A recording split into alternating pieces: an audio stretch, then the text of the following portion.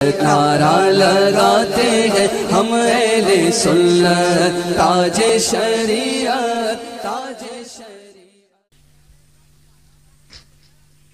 خون دل دے کے نکھاریں گے رخ برگ گلاب، خون دل دے کے نکھاریں گے رخ برگ گلاب، ہم نے گلشن کو سجانے کی قسم کھائی ہے۔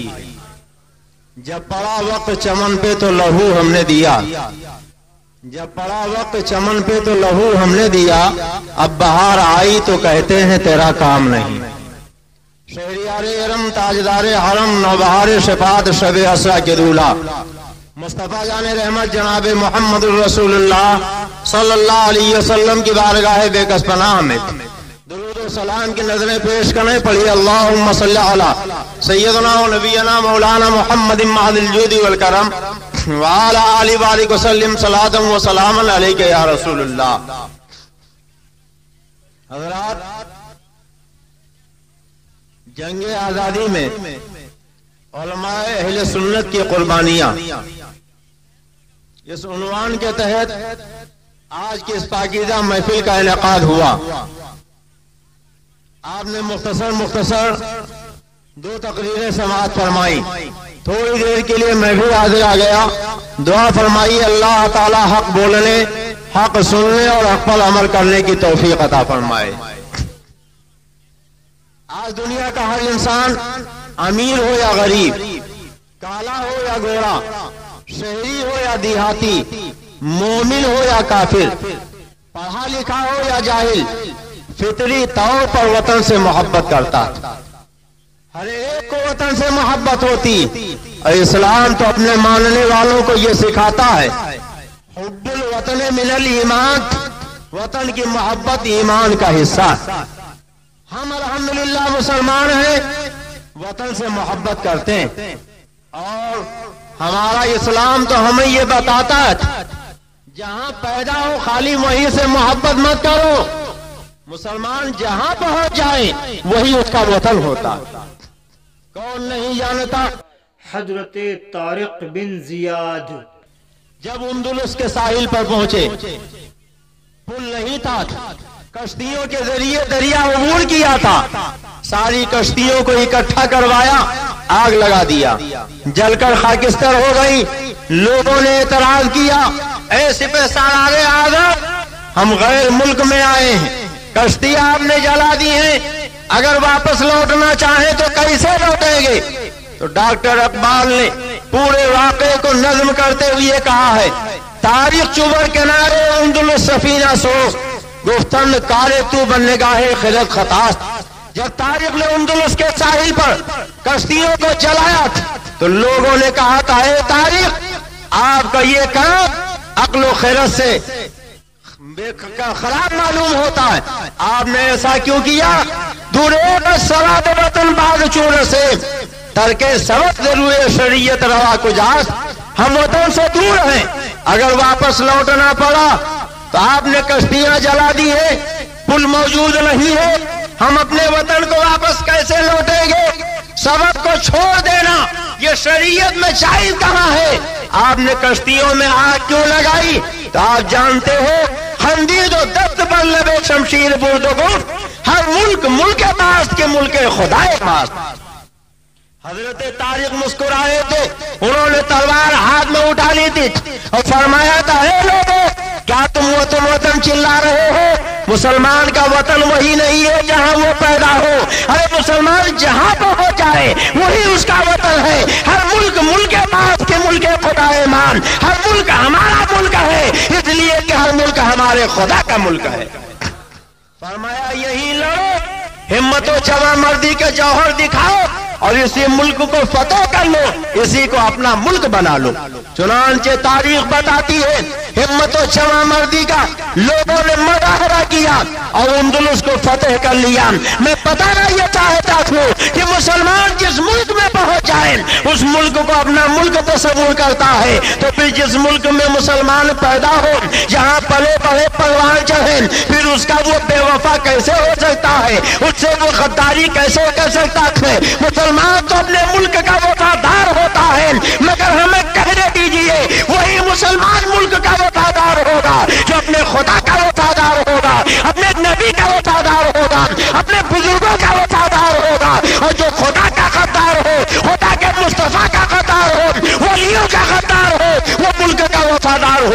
سکتا. آپ جانتے تھے ہندوستان سونے کی چڑیا کہا جاتا تھا، مگر کچھ تن کے گورے من کے کالے ہندوستان میں آئے، تاجروں کے بھیس میں آئے، تجارت کو انہوں نے فروغ دیا اور دھیرے دھیرے سیاست کرنے لگے.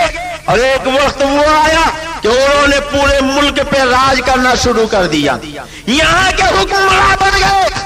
اب ہندوستان میں یوں تو ہر ایک کو انگریزی راج سے تکلیف تھی، مگر ایک مسلمان جو اپنے نبی کا وفادار ہے، نبی کے غداروں کی حکومت برداشت نہیں کر سکتا. یہی وجہ ہے کہ مسلمانوں نے سب سے کفن باندھا اور انہوں نے یہ تہیا کیا کہ ان تن کے گورے من کے کالوں سے ہمیں اپنے ملک کو آزاد کرانا ہے، اس لیے کہ یہ ملک کے رہنے والے لوگوں کے بھی دشمن ہیں، دین کے بھی دشمن ہیں، ایمان کے بھی دشمن ہیں، اسلام کے بھی دشمن ہیں، اور جو دین و ایمان کا دشمن ہو اس سے جہاد کرنا فرض ہے. ہم یہ نہیں کہتے کہ ہندوستان کی آزادی میں خالی سنی مسلمانوں کی قربانیاں، ہندوستان کی آزادی میں ہندوؤں کی بھی قربانیاں شامل ہیں، دوسرے دھرم و مسلک کے لوگوں نے بھی اپنی جانیں دیکھیں. ہمیں اس کا اعتراف ہے کہ دوسری قوموں نے بھی ہندوستان کی آزادی کے لیے جیل کی صعوبتیں برداشت کی ہیں، دوسری قوموں کے بھی گھر جلائے گئے ہیں، انہوں نے بھی اپنا خون بہایا ہے. مگر تاریخ کے اوراق اٹھا کے دیکھیں تو پتہ چلے گا جہاں دوسری قوموں کا پسینہ بہتا نظر آتا ہے وہاں مسلمانوں کا خون بہتا دکھائی دیتا ہے. مسلمان ہندوستان کی آزادی میں کسی سے پیچھے نہیں رہا ہے، اور حقیقت یہ ہے کہ یہ مسلمان ہی تھا جس کے قربانیوں کی بنیاد پر ہندوستان آزاد ہوا ہے، اور انگریزوں کو سارے سمندر پار ہندوستان چھوڑ کے جانا پڑا ہے.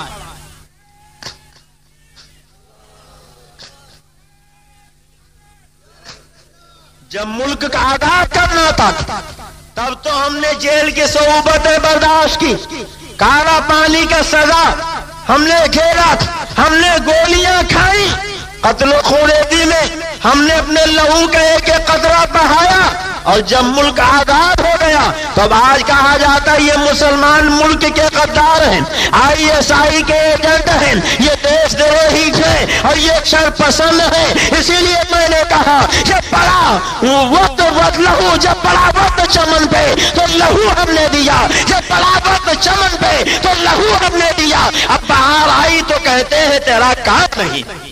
آپ تاریخ کے اوراق اٹھا کے دیکھو، یہ شاہجہاں پور کے رہنے والے اشفاق اللہ خان ہیں. کون ہے؟ وہابی نہیں ہے، دیوبندی نہیں ہے، رافضی نہیں ہے، قادیانی نہیں ہے، سنی صحیح العقیدہ مسلمان ہے. جب انہوں نے دیکھا کہ تن کے گورے مل کے کالے ہمارے ملک پہ غاصبانہ قابض ہو رہے ہیں، تو ابھی نوجوانی کا زمانہ تھا، طالب علمی کا دور تھا، دل میں جذبہ جہاد پیدا ہوا. ملک آزاد کرانے کے لیے پنڈت رام پرساد بسمل کے ساتھ شانہ بشانہ میدان جہاد میں اتر پڑے. اور تاریخ بتاتی ہے کہ اشفاق اللہ خان نے جدوجہد کی.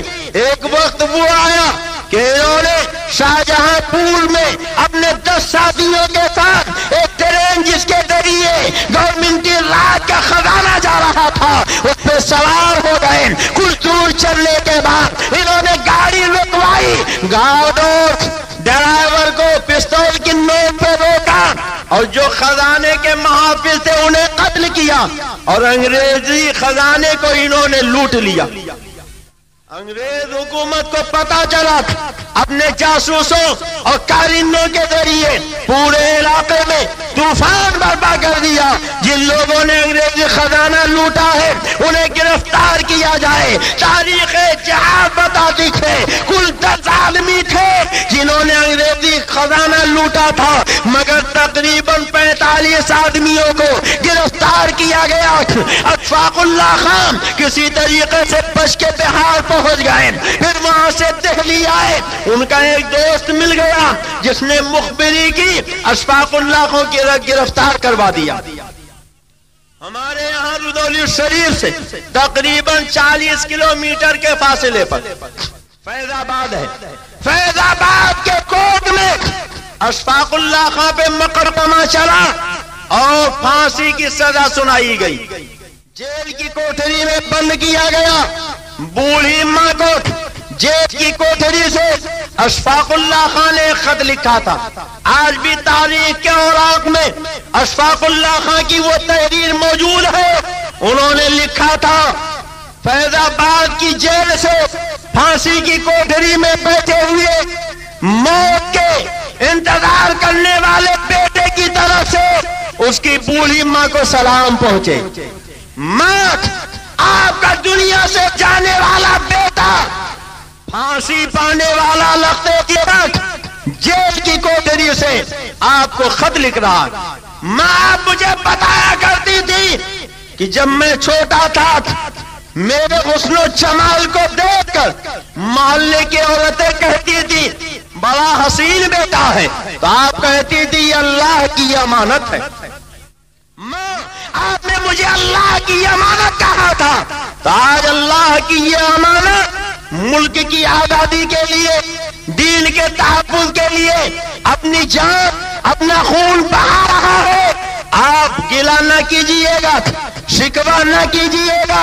اگر کوئی پوچھے تو کہہ دیجئے گا وہ اللہ کی امانت تھی، جب تک اللہ نے چاہا میرے پاس رہا اور جب اللہ نے چاہا اسے واپس لے لیا. یہ اشفاق اللہ خان سنی صحیح العقیدہ مسلمان تھے جنہوں نے جیل کی کوٹری سے اپنی ماں کو تسلی کے یہ چند جملے لکھے تھے. اور تاریخ بتاتی ہے کہ فیض آباد میں سرعام اشفاق اللہ خان کو تختے دار کے نظر کر دیا گیا. انہوں نے جام شہادت نوش کر لیا. کون نہیں جانتا ہے تحریک جہاد آزادی میں سب سے زیادہ اگر کسی کا کردار ہے تو وہ حضرت علامہ فضل حق خیر آبادی کی ذات ہے. یہ علامہ فضل حق خیر آبادی کون ہے؟ حضرت علامہ فضل امام کے لخت جگر. یہ وہی علامہ فضل حق خیر آبادی تھے کہ جنہوں نے دہلی کی جامع مسجد میں کھڑے ہو کر جذبے جہاد سے بھرپور ایک ایسی تقریر فرمائی تھی کہ پورے ہندوستان کے مسلمانوں کے دلوں میں جہاد کا جذبہ موجود ہو گیا اور انگریزی حکومت کی نفرت مسلمانوں کے دلوں میں جاگزی ہو گئی اور پورے ہندوستان کا نقشہ بدل گیا. ہر ہندوستانی انگریزوں سے اپنے ملک کو پاک کرنے کے لیے سر سے کفن باندھ کر آمادہ جہاد ہو گیا. یہی حضرت علامہ فضل خیر آبادی ہے جنہوں نے فتوی جہاد کی ترتیب فرمائی. حضرت مفتی صدر الدین عبداللہ، حضرت شاہ احمد سعید مجددی، حضرت شاہ فضل امام بدایونی اور دوسرے بہت سے جلیل القدر علماء اہل سنت نے فتوی جہاد پہ تصدیق فرمائی، مہر سبز فرمائی. اور پھر ایک وہ وقت آیا کچھ لوگوں کی عیاریوں اور مکاریوں سے ظالم انگریز ہندوستان کے چپے چپے پر حکمراں ہو گئے. دہلی پہ بھی انہوں نے قبضہ کر لیا. علامہ فضل خیر آبادی نے دہلی چھوڑا، الور چلے آئے. وہاں بھی انگریزی جاسوس پہنچے. اب لکھنؤ چلے آئے، لکھنؤ چھوڑا، خیر آباد پہنچ گئے. ایک مخبر نے مخبری کی کہ وہ مجاہد کہ جس کی تقریر سے جہاد کا جذبہ جوان ہوا ہے، جس نے فتوی جہاد کی ترتیب دی ہے، علماء سے تصدیقیں کروائی ہیں، وہ فضل حق مجاہدین آزادی کا قائد خیر آباد میں موجود ہے. چنانچہ انگریزی فوج پہنچی، علامہ فضل خیر آبادی کو خیر آباد سے گرفتار کر لیا گیا، لکھنؤ لایا گیا. انگریزی کورٹ میں مقدمہ چلا، مخبر بلایا گیا. کیا یہی فضل خیر آبادی تھے جنہوں نے دہلی کی جامع مسجد میں جذبے جہاد پہ بھرپور ایک 16 بار تقریر کی تھی؟ کیا یہی علامہ فضل خیر آبادی ہے کہ جنہوں نے فتوی جہاد کی ترتیب دی تھی؟ جب مقبل نے چہرہ دیکھا تو مرعوب ہو گیا اور اس نے کہا ایسا لگتا ہے کہ وہ علامہ فضل حق یہ نہیں کوئی دوسرے ہیں، غلطی سے ان کو پکڑ لیا گیا۔ لوگ خوش ہو گئے کہ اب علامہ رہا ہو جائیں گے، مگر تاریخ کے اور آپ بتاتے تھے کہ تحریک جہاد آزادی کے قائد اعظم حضرت علامہ فضل حق خیرآبادی نے گرج کے فرمایا تھا، اے انگریز جج سن لے، اس مخبر نے پہلے جو خبر دی تھی وہ صحیح تھی، پہلے جو گواہی دی تھی وہ صحیح تھی، اب میری صورت دیکھنے کے بعد یہ مرعوب ہو گیا ہے، اب جھوٹ بول رہا ہے، میں ہی وہ فضل حق ہوں جس نے جہاد کا فتویٰ دیا تھا، اور میں ہی وہ فضل حق ہوں جس نے جہاد پہ بھرپور تقریر کی تھی۔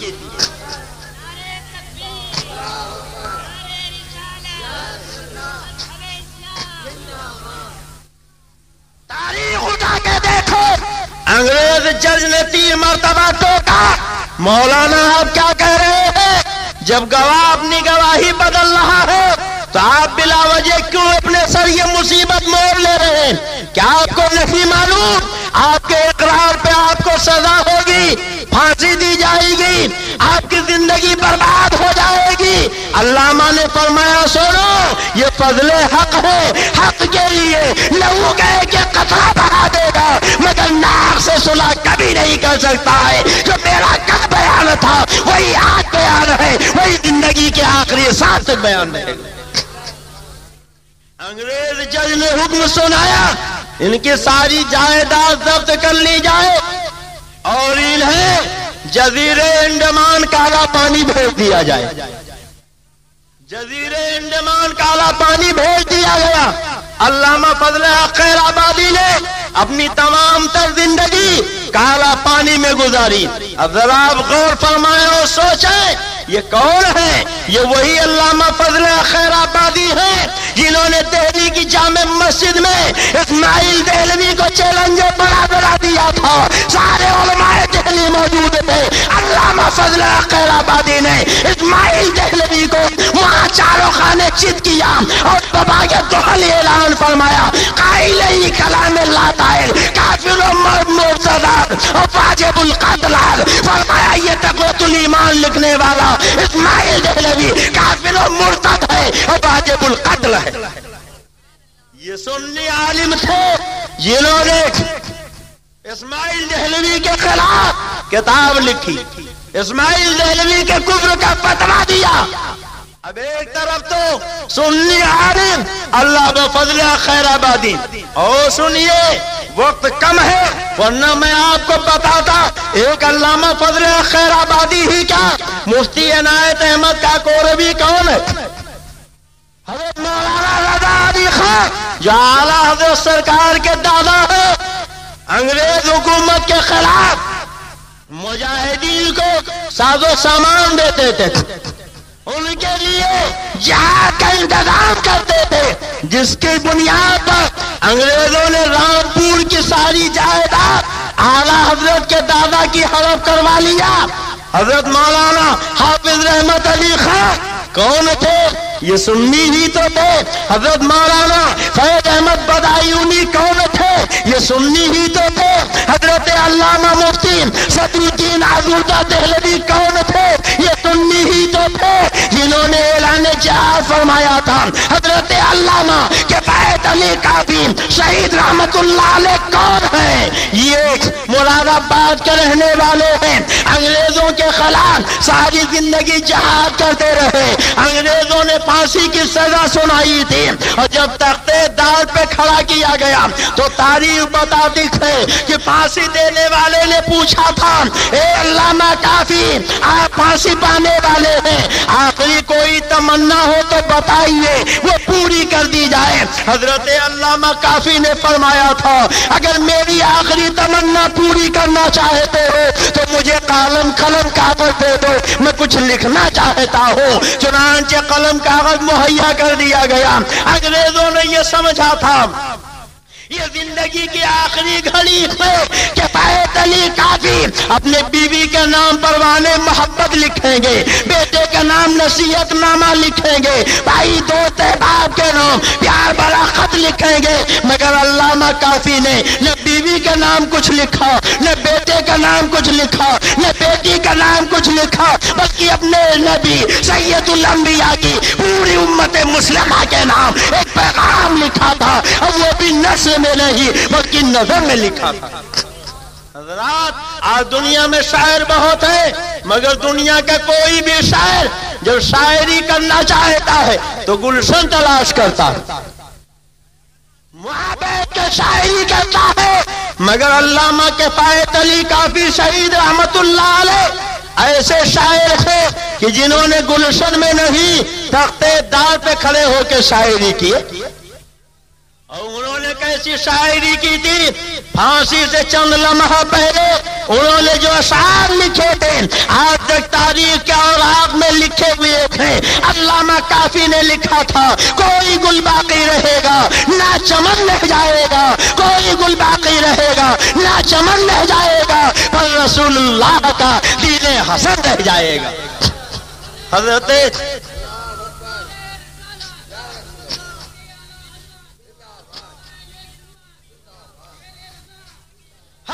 علامہ کافی کہتے تھے، ہم سفیر و باغ میں ہیں کوئی دم کے چہچہے، ہم سفیر و باغ میں ہیں کوئی دم کے چہچہے، بلبلیں اڑ جائیں گی سونا کفن رہ جائے گا، بلبلیں اڑ جائیں گی سونا چمن رہ جائے گا۔ اور پھانسی کے تختے سے پوری قوم کو انہوں نے پیغام دیا تھا، اطلس و کم خواب کی پوشاک پر نازا نہ ہو، اطلس و کم خواب کی پوشاک پر نازا نہ ہو، بعد مردن جسم پر خالی کفن رہ جائے گا، بعد مردن جسم پر خالی کفن رہ جائے گا۔ اور عقیدے کا شعر سنو، علامہ کافی نے پھانسی کا پنڈا گلے میں ڈال کر عقیدہ دنیا والوں کو بتا دیا تھا کہ دنیا والوں سنو، جو پڑھے گا صاحب لولاک کے اوپر درود، جو پڑھے گا صاحب لولاک کے اوپر درود، آگ سے محفوظ اس کا تن بدن رہ جائے گا۔ اور آخری شعر سنو، انہوں نے لکھا تھا، سب پناہ ہو جائیں گے کافی وہ لیکن حشر تک، سب پناہ ہو جائیں گے کافی وہ لیکن حشر تک، نام پاک مصطفیٰ وہ پنجتن رہ جائے گا، نام پاک مصطفیٰ وہ پنجتن رہ جائے گا۔ ابے مالک گاؤں کے خیول مسلمانوں، بولو کیا یہ کسی وہابی کی تحریر ہو سکتی؟ بولو کیا کوئی دیوبندی لکھ سکتا ہے؟ تاریخ اٹھا کے دیکھو، یہ علماء اہل سنت ہے جو تحریک آزادی کے مجاہدین قائدین ہیں، جنہوں نے آزادی کے لیے سر سے کفن باندھا، میدان عمل میں اترے، جائیدادیں لوٹ لی گئی، گھر جلا دیے گئے، اولادیں قتل کر دی گئی، جیل کی صحبتیں جیلی، پھانسی کا تختہ سامنے کیا گیا، تختے دار پہ کھڑے ہو کر پھانسی کا پنڈا پہنا، اور انہوں نے یہ اعلان کر دیا، خون دل دے کے نکھارے گے رخے برگے گلاب، خون دل دے کے نکھارے گے رخے برگے گلاب۔ ہم نے گلشن کو سجانے کی قسم کھائی۔ ایک طرف تو یہ علماء اہل سنت ہیں اور دوسری طرف علماء دیوبند۔ آپ اجازت دو تو یہ نورانی چہرے آپ نے ایک جھلک دیکھ لی، اب اگر اجازت دیجئے تو ان کی مکروہ صورتیں بھی دکھا دوں۔ بولیے دکھا دوں، دیکھنا چاہتے؟ سن لو، میں آئینہ ہوں، دکھاؤں گا داغ چہرے کے، میں آئینہ ہوں، دکھاؤں گا داغ چہرے کے، جسے خراب لگے سامنے سے ہٹ جائے، جسے خراب لگے سامنے سے ہٹ جائے۔ یاد رکھو، آئینے کا کام یہ ہے کہ جو جیسا ہو اس کو اس کی ویسی شکل دکھا دے۔ آپ مجھے بتاؤ، آئینے کے سامنے کالا جائے تو کیا گوری شکل دکھائے گا؟ اور اگر گورا جائے گا تو کیا کالا دکھائے گا؟ جس کے چہرے پہ بے شمار چیچک کے داغ ہوں، اگر وہ آئینے کے سامنے جائے تو کیا اسے حسن کا تاجدار بنا کے دکھائے گا؟ ارے جو چیچک زدہ ہے آئینہ اس کے چیچک کے داغ دکھائے گا، جو کالا کا لوٹا ہے آئینہ اس کی کالی شکل دکھائے گا، اور جو حسن کا پیکر ہے آئینہ اس کو حسن و جمال اس کا دکھائے گا۔ میں آئینہ ہوں، دکھاؤں گا داغ چہرے کے، جسے خراب لگے سامنے سے ہٹ جائے. اور میں زبانی بات کرنے کا عادی نہیں، جتنا بولتا ہوں پوری دلیل سے بولتا ہوں. آپ نے سنا ہوگا اب تک یہی ڈھنڈورا پیٹا جاتا رہا کہ مولانا اسماعیل شہید، مولانا قاسم نانوتوی اور سید احمد شہید، خدا کی قسم سید احمد رائے بریلوی اور اسماعیل دہلوی کے ساتھ شہید کا لفظ تہمت ہے. یہ قطعاً شہید نہیں. اعلیٰ حضرت نے فرمایا وہ جسے وہابیہ نے دیا لقب شہید و نبی کا، وہ شہید لیلی نجد تھا، وہ نبی تیرے خیال. آپ نے اب تک یہی سنا ہوگا جمعیت العلماء والے کہتے رہے اسماعیل دہلوی مجاہد آزادی ہے، قاسم نانوتوی مجاہد آزادی ہے، سید احمد رائے بریلوی مجاہد آزادی ہے، مگر یہ کتاب ہے ارواح ثلاثہ. کون سی کتاب ہے؟ وہ سے بولیے. ایک بات بتائیے، کتاب چھاپی جاتی پڑھنے کے لیے کہ چھپانے کے لیے؟ زور سے بولیے. ہم اگر 4 گھنٹے بولے کہتے ہیں بڑی اچھی تقریر، اور اگر 4 مرتبہ ان کا نام لیں تو کہتے ہیں بڑا فسادی تھا. تقریر کرتا ہمارے مولانا کے نام لینے کی کیا ضرورت، ہمارے مولانا کی کتاب دکھانے کی کیا ضرورت؟ ارے ان سے کہو اگر چھپانا تھا تو چھپایا کیوں، اور جب چھپا دیا تو بیچا کیوں، اور جب تم نے بیچ دیا ہم نے خرید لیا، ہم سنا رہے تو تمہارے پیٹ میں ایٹھن کیوں ہوتی ہے؟ تمہیں تو خوش ہونا چاہیے، علماء مفتی اعظم کے پاس ہونا چاہیے اور کہنا چاہیے کہ صاحب مائک کا خرچہ ہم سے لے لو، روشنی کا خرچہ ہم سے لے لو، مولانا کا نذرانہ ہم سے لے لو، اس لیے کہ جلسہ تم نے کیا ہے، عالم تم نے بلایا ہے، اعلان تم نے کیا ہے، کتاب ہمارے سنائی گئی ہے، ہلکی لگی نہ پھٹکری، رنگ چوکھا آ گیا، مگر ہمیں کہنے دیجیے ہم 4 گھنٹہ بولے بڑی اچھی تقریر، کتاب دکھاتے تو بڑے فسادی ہو گئے، بڑی خراب تقریر ہو گئی. پتا چلا فساد ہماری تقریر میں نہیں تمہارے نام میں ہے، فساد ہمارے بیان میں نہیں تمہاری کتاب میں ہے. تو جب تمہارے کتاب میں فساد ہے کتاب جلا دو اور ان عقیدوں سے توبہ کر لو، ہم تمہیں گلے سے لگا لیں گے.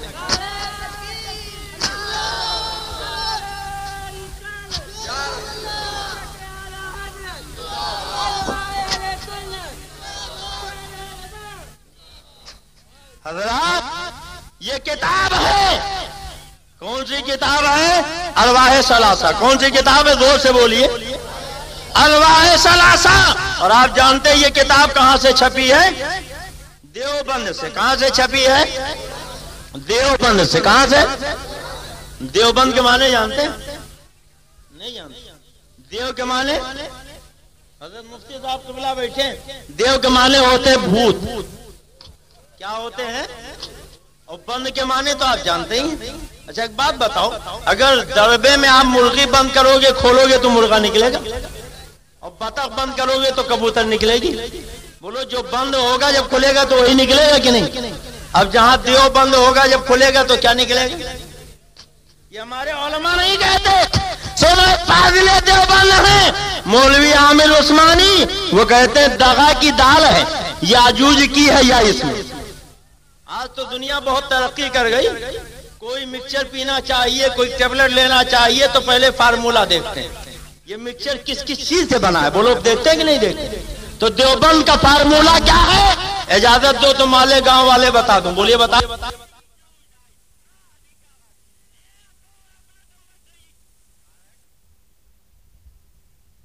دیوبند کی زبان ہے، بریلی کی زبان نہیں. فاضل دیوبند مولوی عامر عثمانی دیوبند کا فارمولا بتاتے ہیں، کہتے ہیں دغا کی دار ہے، یاجوج کی ہے یا اس میں، وطن فروخی کی واو بدی کی بے اس میں، جو اس کے نون میں نارے جہیم غلطہ ہے تو اس کے دال میں دہقانیت نمایاں ہے. ملے یہاں تو بیچارہ دیوبند بنا، برے خمیر سے یہ شہر ناپسند بنا. کہتے ہیں دغا کی دال، یاجوج کی یہ، وطن فروشی کی واو. کہتے ہیں یہ سب علماء دیوبند مجاہدین آزادی. اور فاضل دیوبند کیا کہتے ہیں؟ یہ آزادی کے مجاہد نہیں وطن فروش. اب ہمیں نہ کہو تمہارا فاضل تمہارے مدرسے کا کہہ رہا کہ یہ سب وطن فروش ہیں. دغا کی داغ، یاجوج کی ایک، وطن فروشی کی بات، بدی کی بے، اور نالے جہین کا نون، اور تحقانیت کے داغ، جب اتنی جڑی بوٹیوں کو اکٹھا کیا گیا تب جا کے دیوبند بنا ہے۔ تو یہ اسی دیوبند کی چھپی ہوئی کتاب ہے، اور لکھنے والے حضرت مولانا اشرف علی تھانوی صاحب اس کتاب کے لکھنے والے۔ صفحہ اس کا 160، کون سا صفحہ ہے؟ بولیے کون سا صفحہ ہے؟ 160۔ اب دیکھیے اس میں لکھا ہے سید صاحب نے پہلا جہاد سید احمد رائے بریلوی یار محمد خان حاکم یاغستان سے کیا تھا۔ اب بولو یار محمد خان کسی انگریز کا نام ہوگا؟ بولیے، ارے زور سے بولیے، زور سے بولیے۔ صبر کر پاؤں رکھنا، میں قدے میں شیخ جی صاحب، صبر کر پاؤں رکھنا، میں قدے میں شیخ جی صاحب، یہاں پگڑی اچھلتی ہے اسے میں خانہ کہتے ہیں۔ تم کہتے ہو یہ مجاہدین آزادی تھے، ہندوستان کی آزادی کے لیے انگریزوں سے لڑے، مگر یہ تھانوی جی کیا لکھ رہے ہیں؟ دیوبند کیا کہہ رہا ہے کہ سید احمد رائے بریلوی نے انگریز سے نہیں، یار محمد حاکم افغانستان سے جہاد کیا۔ بولو کس سے کیا؟ زور سے بولو، اب بولو مسلمان سے لڑنا جہاد ہوگا؟ بولیے جہاد ہوگا؟ اور جب مسلمان سے کوئی لڑے اور اس کے ہاتھ مارا جائے تو وہ شہید ہوگا کہ قتیل ہوگا؟ بولو کیا ہوگا؟ قتیل ہوگا۔ کتنی بڑی تہمت ہے۔ اور سنو، اسی میں کہتے تھے پھر کچھ عرصہ کے بعد کالک سنگھ پسر رنجیت والی لاہور سے لڑائی ہوئی جس میں بہت سے مجاہدین مارے گئے۔ حضرت مولوی محمد اسماعیل صاحب اور مولوی محمد حسن صاحب بھی وہی شہید ہوئے۔ یعنی کہتے یار محمد سے لڑے اور ایک سکھ سے لڑے۔ اب بتاؤ جو یار محمد سے لڑا ہو اور سکھ سے لڑا ہو اگر مارا جائے تو وہ مجاہد آزادی کیسے ہو جائے گا؟ اگر مجاہد آزادی کہنا ہے تو پہلے اربعہ ثلاثہ میں آگ لگاؤ، دیوبند کی اس کتاب کو جلاؤ اور یہ اعلان کرو ہم اس کتاب کو نہیں مانتے تھے، تب اس کے بعد کہنا کہ ہمارے مولانا مجاہد آزادی ہے۔ قیامت آ جائے گی مگر اس کتاب میں آگ نہیں لگا سکتے۔ یہ تھانوی جی کی کتاب ہے، دیوبند کی کتاب ہے جو یہ اعلان کر رہی ہے کہ ان لوگوں نے انگریزوں سے نہیں بلکہ مسلمانوں سے لڑائی کی۔ اور کس لیے لڑائی کی؟ اگر اجازت دیجیے تو وہ بھید بھی کھول دو۔ بولیے کھول دو۔ سننا چاہتے تھے یہی کتاب ہے صفحہ 161۔ کون سا صفحہ ہے؟ 161۔ کہتے تیسرے ایک شخص نے بیان کیا کہ سید صاحب کو ڈھونڈتے ڈھونڈتے ہم ایک گاؤں میں ایک جگہ اترے، وہاں دریافت کرنے سے معلوم ہوا کہ یہ قبر جو ڈھئی ہوئی تازہ پڑی ہے اس کو سید صاحب ابھی ڈھوا کر گئے ہیں۔ کہتے سرحد کے قریب ہم جب سید صاحب کو ڈھونڈتے ڈھونڈتے گئے تو وہاں دیکھا کہ کچھ تازہ قبریں کھدی پڑی۔ ہم نے پوچھا یہ قبریں کیوں کھدی ہوئی ہیں؟ تو کہا یہ سید احمد رائے بریلوی تھے جنہوں نے یہ قبریں کھدوائی ہیں، کیونکہ اونچی تھی، ادھر ادھر دیکھا تو کہیں پتہ نہ تھا۔ اب کچھ سمجھ میں آیا؟ سید احمد رائے بریلوی قاسم نانوتوی کا جہاد کیا تھا؟ سرحد کے وہ پٹھان جو نظر و نیاز کے قائل تھے، میراث فاتحہ کے قائل تھے، بزرگوں سے عقیدت رکھتے تھے، قبروں اور مزاروں کے ماننے والے تھے، ان وہابیوں کے نزدیک وہ سب مشرک بدعتی قبر پجواتے، اس لیے اسماعیل دہلوی اور سید احمد رائے بریلوی وغیرہ نے سرحد کے ان پٹھانوں پر چڑھائی کی تھی، قبریں کھدوائی تھی، ان پہ حملہ کیا تھا۔ ان کے خیال میں وہ مشرک قبر پجوا تھے اور کئی پٹھانوں نے انہیں اپنے تلوار کے ذریعے بوٹی بوٹی کر کے ٹکڑا ٹکڑا کر ڈالا تھا، جہنم رسید کر دیا تھا۔ اس لیے اعلیٰ حضرت نے کہا وہ جسے وہابیہ نے دیا ہے لقب شہید و ذبیح کا، وہ شہید لے لیے نجد تھا، وہ ذبیح پہ کے خیال ہے۔ اگر کسی کو ماں نے دودھ پلایا ہے تو غلط ثابت کر دے، اگر غلط ثابت کر دو تو 50,000 روپے انعام دیا جائے گا۔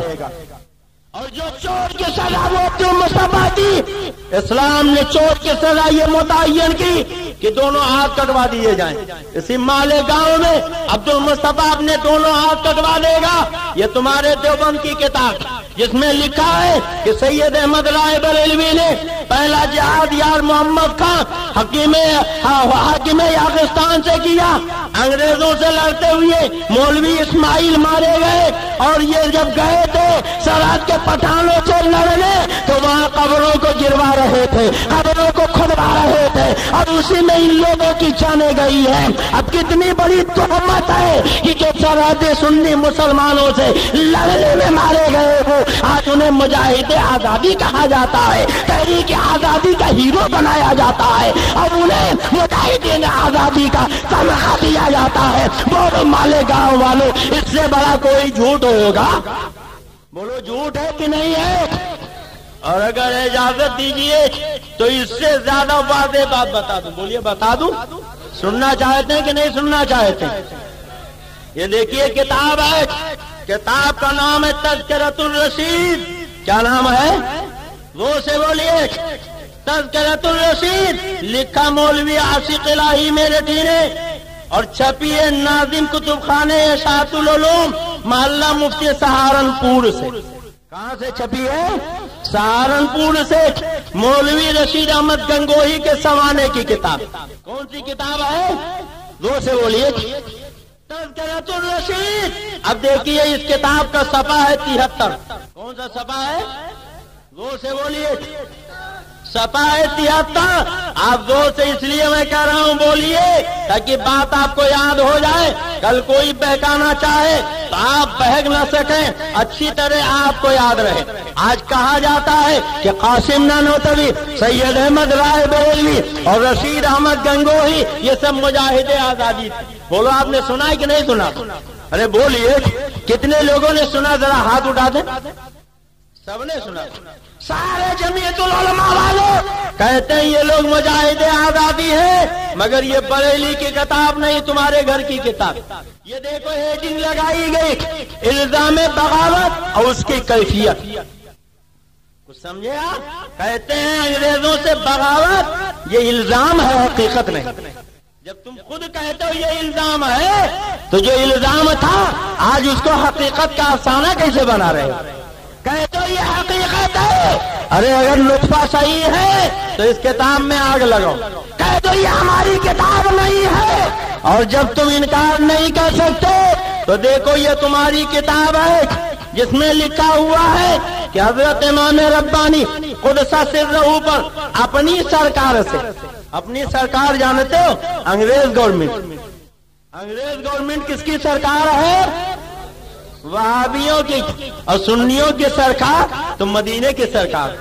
بولو آپ کی سرکار مدینے کی سرکار, بغداد کی سرکار, اجمیر کی سرکار. ہم تو اجمیر کی سرکار کے چھتر سایہ میں رہتے ہیں, ہم بغداد والے کے سرکار کے سلطنت میں رہتے ہیں, ہم مدینے والے کے سلطنت میں رہتے ہیں, مگر یہ وہابی لوگ انگریز سرکار کے سائے میں رہتے ہیں. یہ صاف صاف لکھا ہوا اپنی سرکار سے باغی ہونے کا الزام لگایا گیا. کہتے ہو کہ مجاہد آزادی ہے, انہوں نے انگریزوں سے جہاد کیا ہے. یہ ہماری کتاب نہیں, تمہاری کتاب ہے. لکھا گیا امام ربانی یعنی سورداس جی گنگوہی اپنی سرکار سے باغی ہونے کا الزام لگایا گیا. باغی تھے نہیں, الزام لگایا گیا. سمجھ رہے ہو کہ نہیں سمجھ رہے ہو؟ ارے بولو سمجھ میں آ رہا کہ نہیں؟ کہتے ہیں الزام لگایا گیا اور مفسدوں میں شریک رہنے کی تہمت باندھی گئی. مجاہدوں کو مفسد کہا گیا تھا اور کہتے ہیں مجاہدوں کے ساتھ شریک رہنے کی تہمت لگائی گئی, یعنی جہاد یہ تہمت ہے. یہ علماء دیوبند کی کتاب ہے. اس وحشت ناک قصہ کا بقدر ضرورت تذکرہ بھی چونکہ زمانے کا جزو لازم ہے, اس لیے مناسب ہے کہ ابتدائی واقعہ سے لے کر انتہا تک اجمالی بیان کر دیا جائے. اب سنو, کہاں جا رہے ہو بھیا؟ کہاں جا رہے ہو؟ میرا یہ عنوان نہیں, مگر اب چونکہ آپ لوگوں نے ایک عنوان دے دیا ہے تو ظاہر ہے کہ جب نئی ڈگر پہ کوئی چلتا ہے تو اپنی راہ بھول جاتا. اب آج ایک نیا عنوان آپ نے دے دیا ہے تو میری تقریر کا جو رنگ ہے وہ آج آپ نہیں دیکھ رہے ہیں. پھر آئندہ کبھی آپ بلاؤ گے تو میں اپنے رنگ میں تقریر کروں گا, مگر آج تو یہی آپ سنیے. آپ دیکھو کیا لکھ رہے تھے, آگے چل کر یہی صفحہ 73 ہے, پہلی جلد لکھتے جن کے سروں پر موت کھیل رہی تھی, جن کے سروں پر موت کھیل رہی تھی, انہوں نے کمپنی کے امن و عافیت کے زمانہ قدر کی نگاہ سے نہ دیکھا. کیا سمجھے آپ؟ یعنی علامہ فضل خیر آبادی علماء اہل سنت جنہوں نے اعلان جہاد فرمایا تھا, جہاد پہ مشتمل تقریریں کی تھی, اب ان کے لیے کہتے ہیں ان کے سروں پہ موت کھیل رہی تھی اور انہوں نے کمپنی کے امن و عافیت کے زمانہ کو قدر کی نگاہ سے نہ دیکھا اور اپنی رحم دل گورنمنٹ کے سامنے بغاوت کا عالم قائم کیا. سمجھے آپ؟ یعنی انگریز گورنمنٹ کو انہوں نے رحم دل کہا, انگریز گورنمنٹ رحم دل. اب آپ ذرا ان کی رحم دلی اگر دیکھنا چاہیں تو اجازت دیجیے میں آپ کو ایک دو نمونے دکھا دوں. بولیے دیکھنا چاہتے ہیں؟ اتفاق سے اور کتابیں کمرے میں نہیں ہیں. دیکھیے یہ کتنے رحم دل ہیں. ایک تھامسن نام کا انگریز مورخ ہے, وہ خود لکھتا ہے کہ جب علماء اہل حق نے انگریزوں کے خلاف فتوی جہاد سنایا, اعلان جہاد فرمایا, تو انگریز علماء کے مخالف ہو گئے اور نقشہ کھینچتے ہوئے لکھتا ہے ایک ایک دن میں 300 سے زیادہ علماء قتل کیے جاتے تھے, ان کی لاشیں درختوں پہ لٹکا دی جاتی تھی, چیل کبے انہیں نوچا کرتے تھے, ہزاروں علماء کو قتل کیا جاتا تھا اور انہیں جلا دیا جاتا تھا. اور یہی اتنا نہ تھی, ان کی جائیدادیں لوٹ لی جاتی تھی, گھروں کو ویران کر دیا جاتا تھا.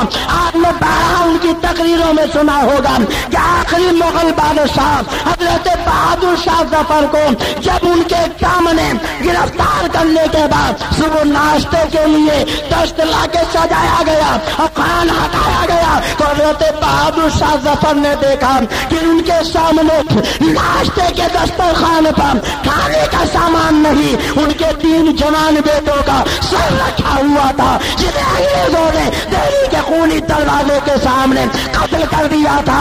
اب آپ ذرا سوچو اور غور کرو کہ جوان بیٹوں کی لاشیں قتل کرنے کے بعد درختوں سے لٹکائی گئی اور چل کو پورے بعد حضرت بہادر شاہ ظفر کے سامنے ناشتے کے لیے پیش کیا گیا ہے. یہ انگریز ہے, یہ ظالم حکمران ہے جن کے بارے میں یہ وہابی دیوبندی یہ کہتے تھے کہ رحم دل گورنمنٹ ہے, اور جن لوگوں کے سروں پہ موت نہیں تھی انہوں نے بغاوت کا عالم بلند کیا ہے. اب مجھے بتاؤ مسلمانوں, اس سے زیادہ رحم دلی کیا ہوگی کہ انگریزوں نے علماء کو قتل کیا تھا, ان کی لاشیں درختوں پہ لٹکوائی تھی, زندہ انہیں چلا دیا گیا تھا, ان کے املاک لوٹے گئے تھے. علامہ فضل خیر آبادی کو جزیرے انڈمان بھیجا گیا تھا.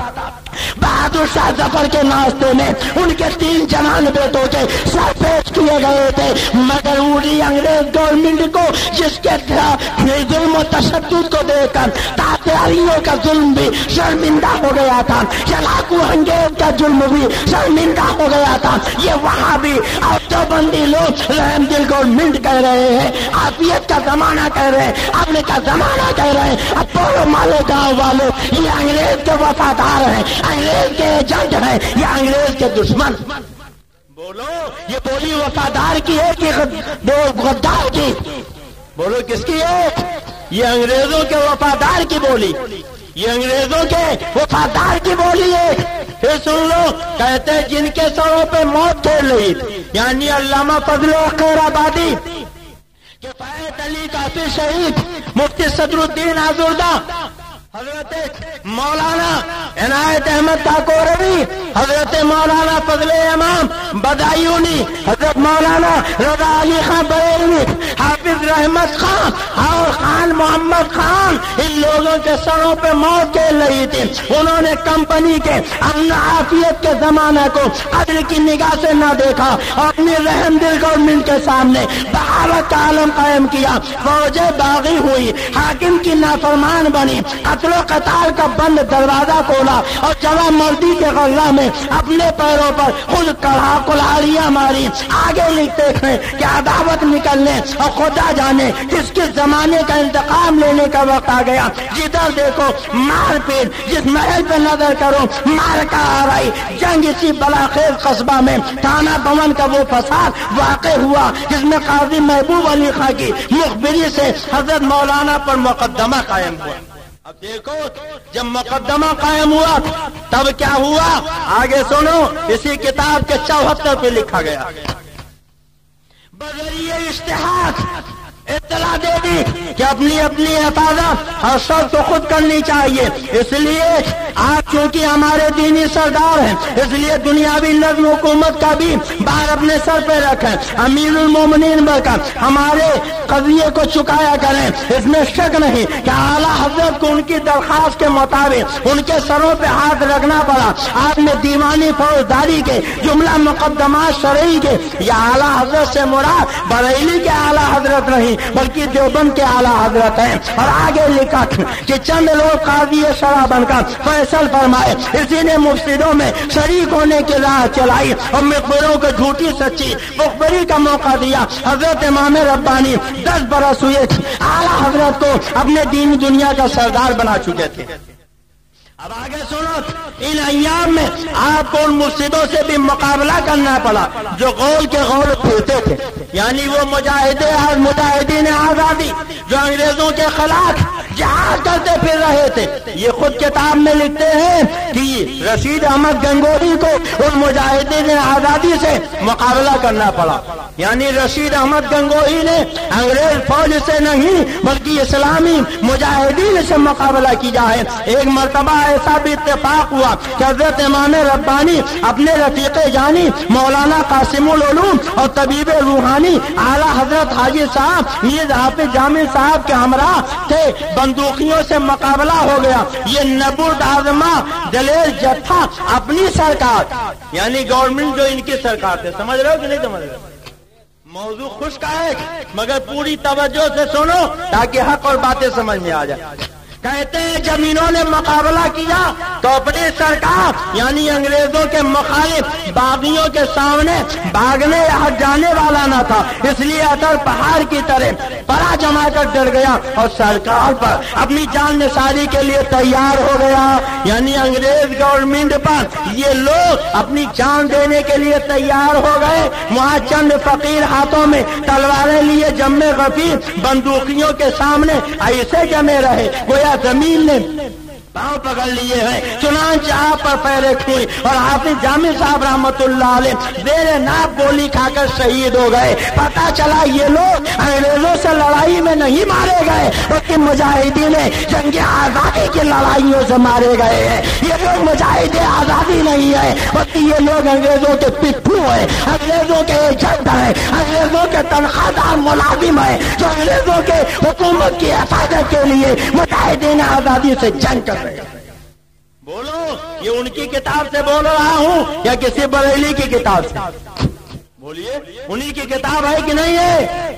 اور اگر اجازت دیجیے تو صفحہ 76 کی بھی ایک بات بتا دوں. بولیے بتا دوں؟ سمجھ میں بات آ رہی کہ نہیں آ رہی؟ کتنے لوگوں کے سمجھ میں نہیں آ رہا ذرا ہاتھ اٹھا دیں.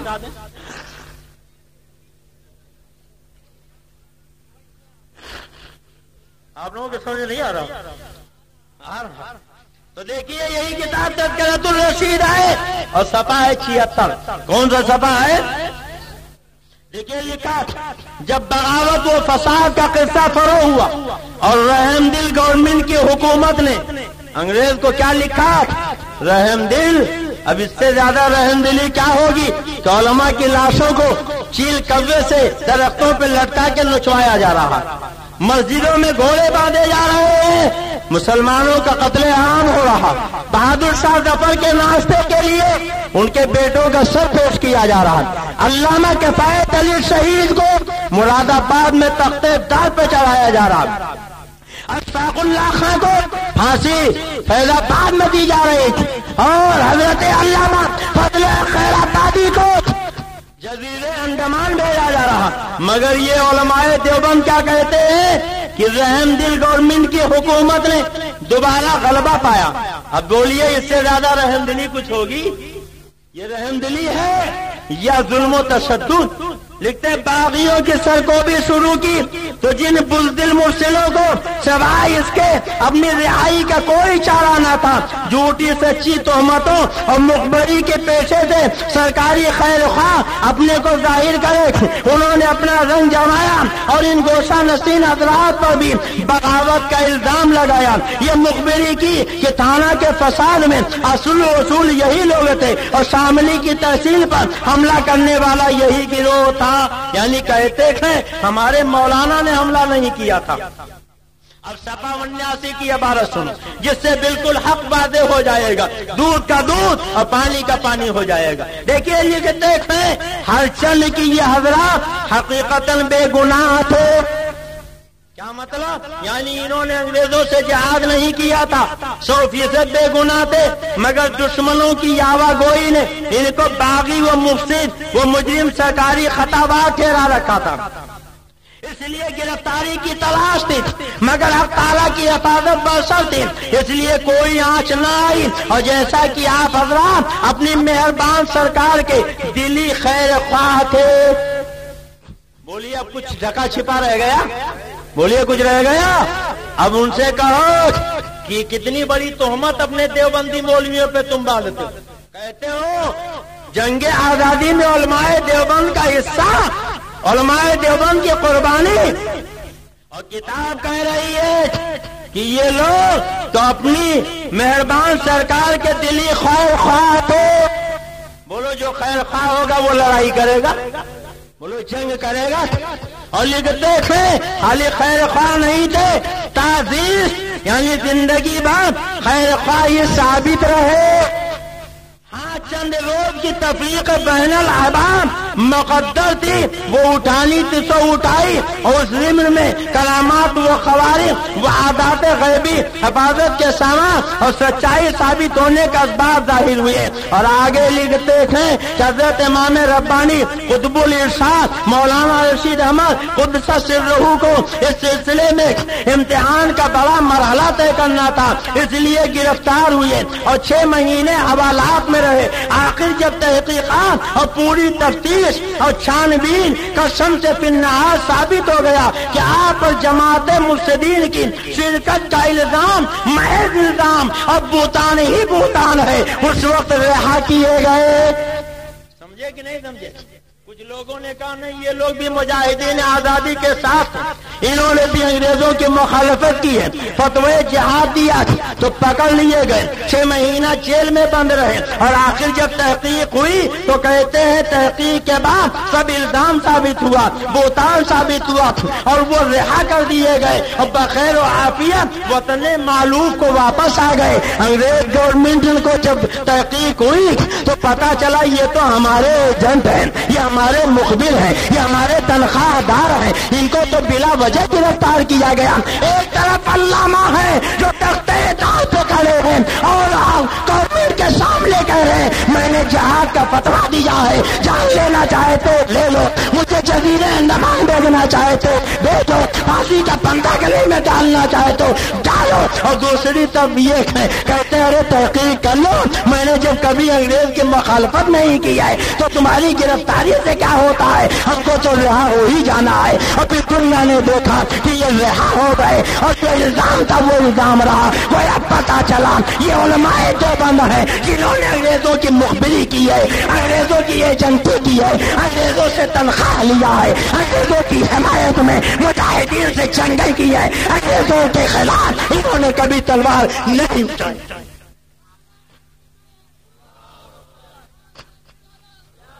ہو سکتا ہے کچھ علماء دیوبند بھی رہے جنہوں نے جہاد میں حصہ لیا ہو ہم نے پہلے ہی کہہ دیا کہ ہندوؤں نے بھی حصہ لیا، شیعوں نے بھی حصہ لیا، وہابیوں نے بھی حصہ لیا، مگر آج جن کو ہیرو بنا کے پیش کیا جاتا ہے، قاسم نانوتوی، رشید احمد گنگوہی، سید احمد رائے بریلوی، اسماعیل دہلوی، خود وہابیوں کی کتاب، دیوبندیوں کی کتاب چیخ چیخ کے کہہ رہی ہے یہ انگریزوں کے چرگ تھے، یہ انگریزوں کے تنخواہ دار تھے، یہ انگریزوں کے بہیخار تھے، یہ انگریزوں کے ہمدرد تھے، انہوں نے مجاہدین آزادی سے جہاد کیا ہے، اس لیے اگر تمہیں تقریر ہی کرنا ہے تو جن لوگوں نے جہاد کیا ہے ان کے کردار کو اچھالو، ہم مخالفت نہیں کریں گے، مگر جن انگریزوں کے ایجنٹوں کو، رشید احمد گنگوہی کو، قاسم نانوتوی کو، اسماعیل دہلوی کو تو مجاہد آزادی کہتے ہو، وہ مجاہد آزادی نہیں، بلکہ خدا کی قسم وہ تو انگریزوں کے ایجنٹ تھے، انگریزوں کے تنخواہ دار تھے، انگریزوں کے بہیخار تھے، انگریزوں کے حامی۔ اور اگر اب بھی یقین نہ ہوا ہو تو ایک حوالہ اور سنا دوں، آپ کو یقین کامل ہو جائے گا۔ بولیے سنا دوں؟ سننا چاہتے کہ نہیں سننا چاہتے؟ یہی کتاب ہے اور صفحہ ہے 80۔ کون سا صفحہ ہے؟ زور سے بولیے۔ اسی کتاب کا صفحہ ہے 80۔ دیکھیے لکھتے ہیں رشید احمد صاحب، میں جب حقیقت میں سرکار کا فرما بردار رہا ہوں، سرکار سے مراد مدینے والے، بولو مدینے والے نہیں، انگریز، تن کے گورے من کے کالے، مسلمانوں کے قاتل، ہندوستان کے دشمن، ان کو یہ کیا کہتے ہیں؟ جب میں حقیقت میں سرکار کا فرما بردار رہا ہوں تو جھوٹے الزام سے میرا بال بی کا نہ ہوگا، اور اگر مارا بھی گیا، جملہ سنو، کہتے تھے اگر مارا بھی گیا تو سرکار مالک ہے، معاذ اللہ، دو جگہ یہ معاذ اللہ، سرکار یعنی انگریز مالک ہے، اسے اختیار ہے، یعنی انگریز مالک بھی ہے، مختار بھی، اور جو چاہے کرے۔ تین جملے ذہن میں رکھیے، انگریزوں کے لیے کیا کہہ رہے ہیں؟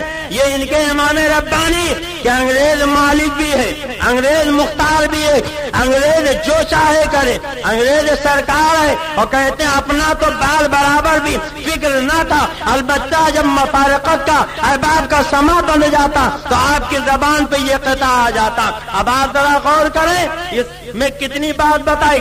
انہوں نے کہا انگریز سرکار ہے، انگریز مالک ہے، انگریز مختار ہے، اور اگر مارا گیا تو بال برابر بھی فکر نہیں، انگریزوں کی ایجنٹی میں مارے جائیں، انگریزوں کی چاپلوسی میں مارے جائیں، انگریزوں کی حمایت میں مارے جائیں تو کہتے ہیں بال برابر فکر نہیں ہے۔ اب آپ ذرا غور کریں اور سوچیں، کہتے ہیں انگریز مالک و مختار ہے، جو چاہے کرے، اور اسی کتاب کے صفحہ 85 پہ لکھا۔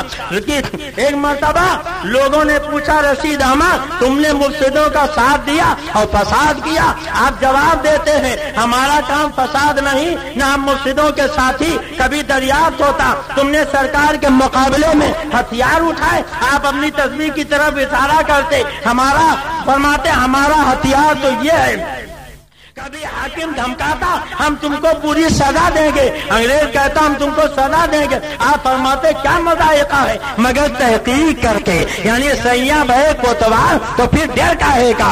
انگریز کہتا تھا تم فسادی ہو، کہتے تھے ہم فسادی نہیں ہیں، کہتے تھے تم نے سرکار کے مقابلے میں ہتھیار اٹھایا، کہا کبھی نہیں، کہا تمہیں سزا دیں گے، کہا کوئی مذائقہ نہیں مگر تحقیق کر کے، یعنی جانتے تھے جب تحقیق کریں گے تو پتہ چلے گا ہم انگریزوں کے مخالف نہیں مخبر ہے، ہم انگریزوں کے باغی نہیں دوست ہیں، ہم انگریزوں کے دشمن نہیں حمایتی ہے، ہم انگریزوں کے وہی خواہ ہیں، اور اگر تحقیق کریں گے تو ہماری وفاداری ثابت ہوگی، اس لیے چاہے کتنا تحقیق کرو ہمیں غم کس بات کا ہے۔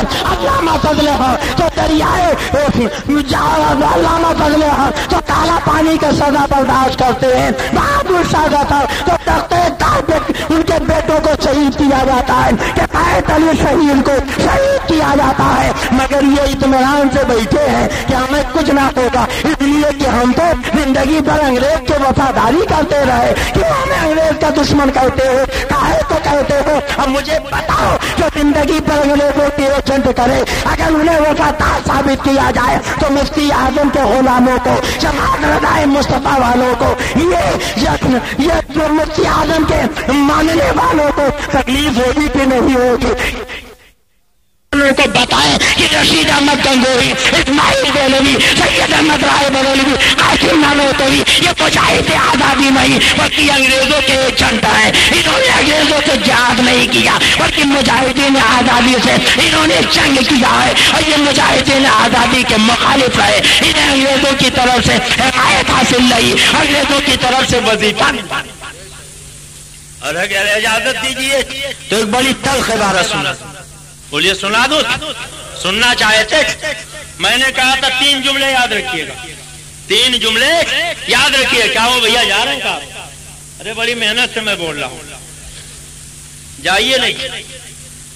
یہ دیکھیے 87 کی عبارت میں نے سنایا کہ جب میں حقیقت میں سرکار کا فرما بردار رہا ہوں تو جھوٹے الزام سے میرا بال بھی بیکا نہ ہوگا، اگر مارا بھی گیا، جملہ یاد رکھیے، مولوی رشید احمد گنگوہی جنہیں مجاہد آزادی کہتے ہیں، وہ کہتے ہیں اگر مارا بھی گیا تو سرکار مالک ہے، یعنی انگریز کا نام نہیں لیتے، سرکار کہتے ہیں۔ کیا کہتے ہیں؟ زور سے بولو۔ سرکار مالک ہے، اسے اختیار ہے، جو چاہے کرے۔ انگریز سرکار ہے، انگریز مالک ہے، انگریز مختار ہے، انگریز جو چاہے کرے۔ کتنی باتیں کہیں؟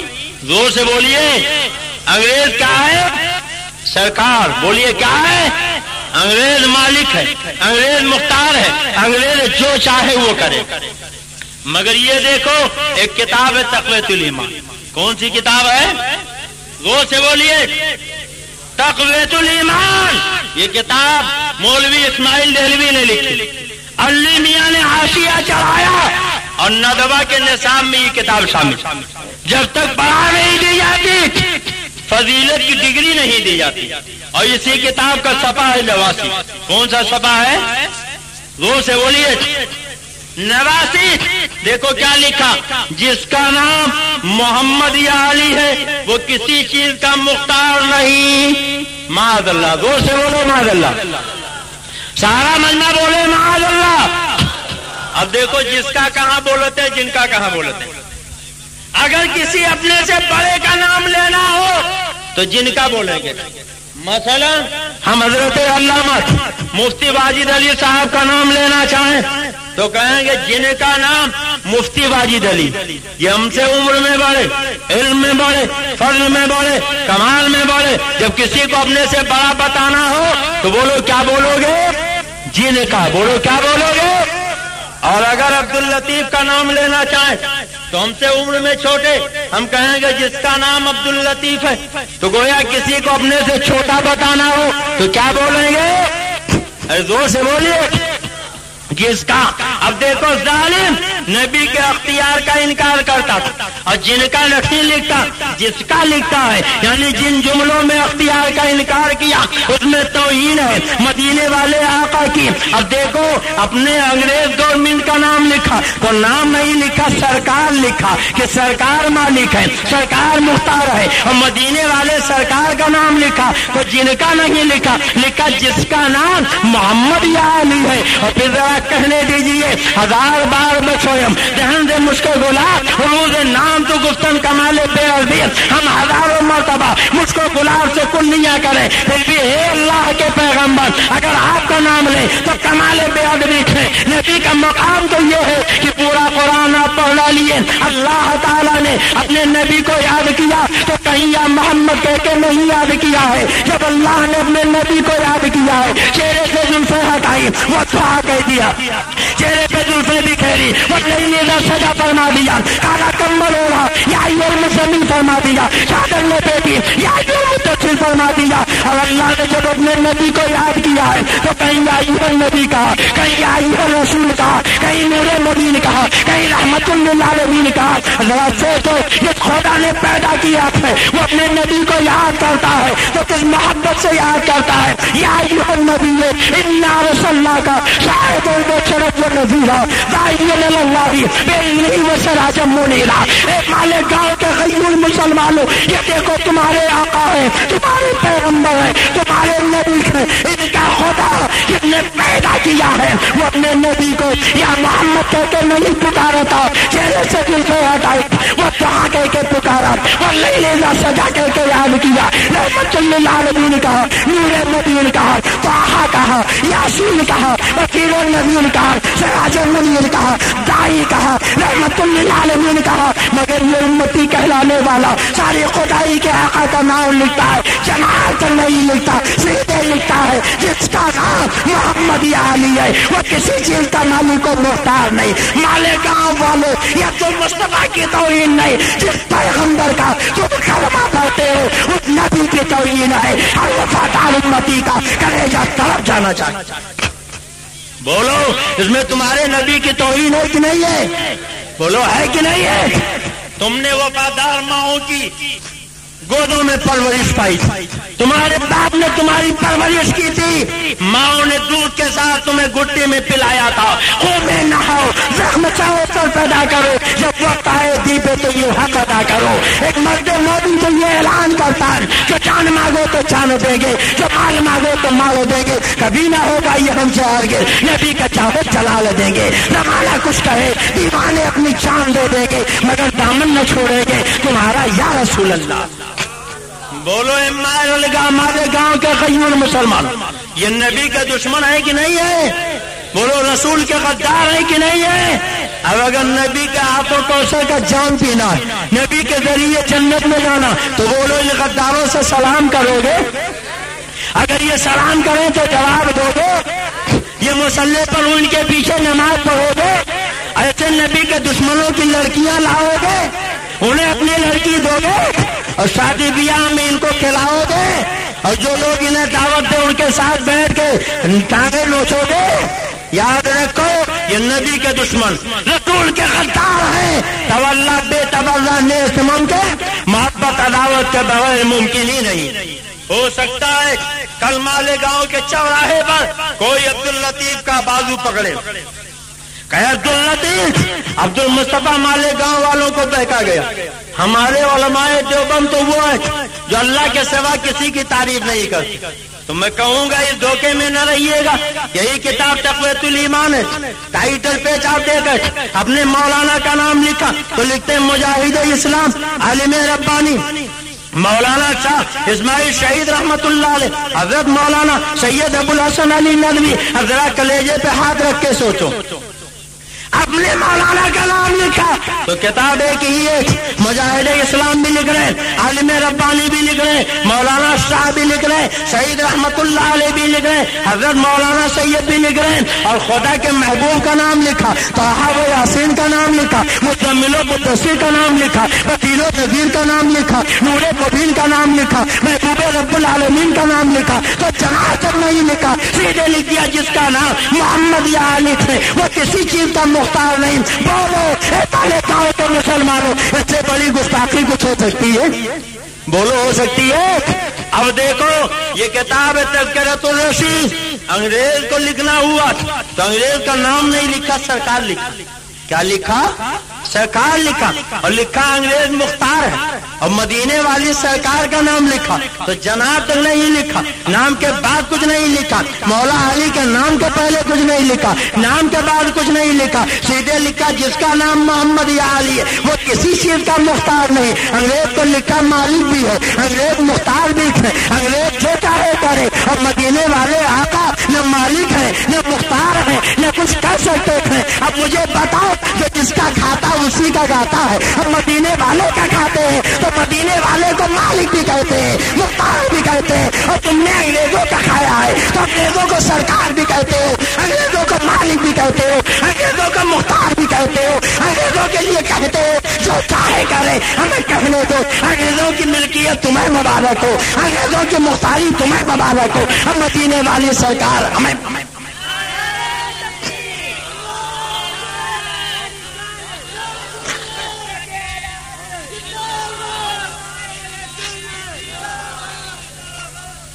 اسی نعرہ آپ لگاتے ہیں۔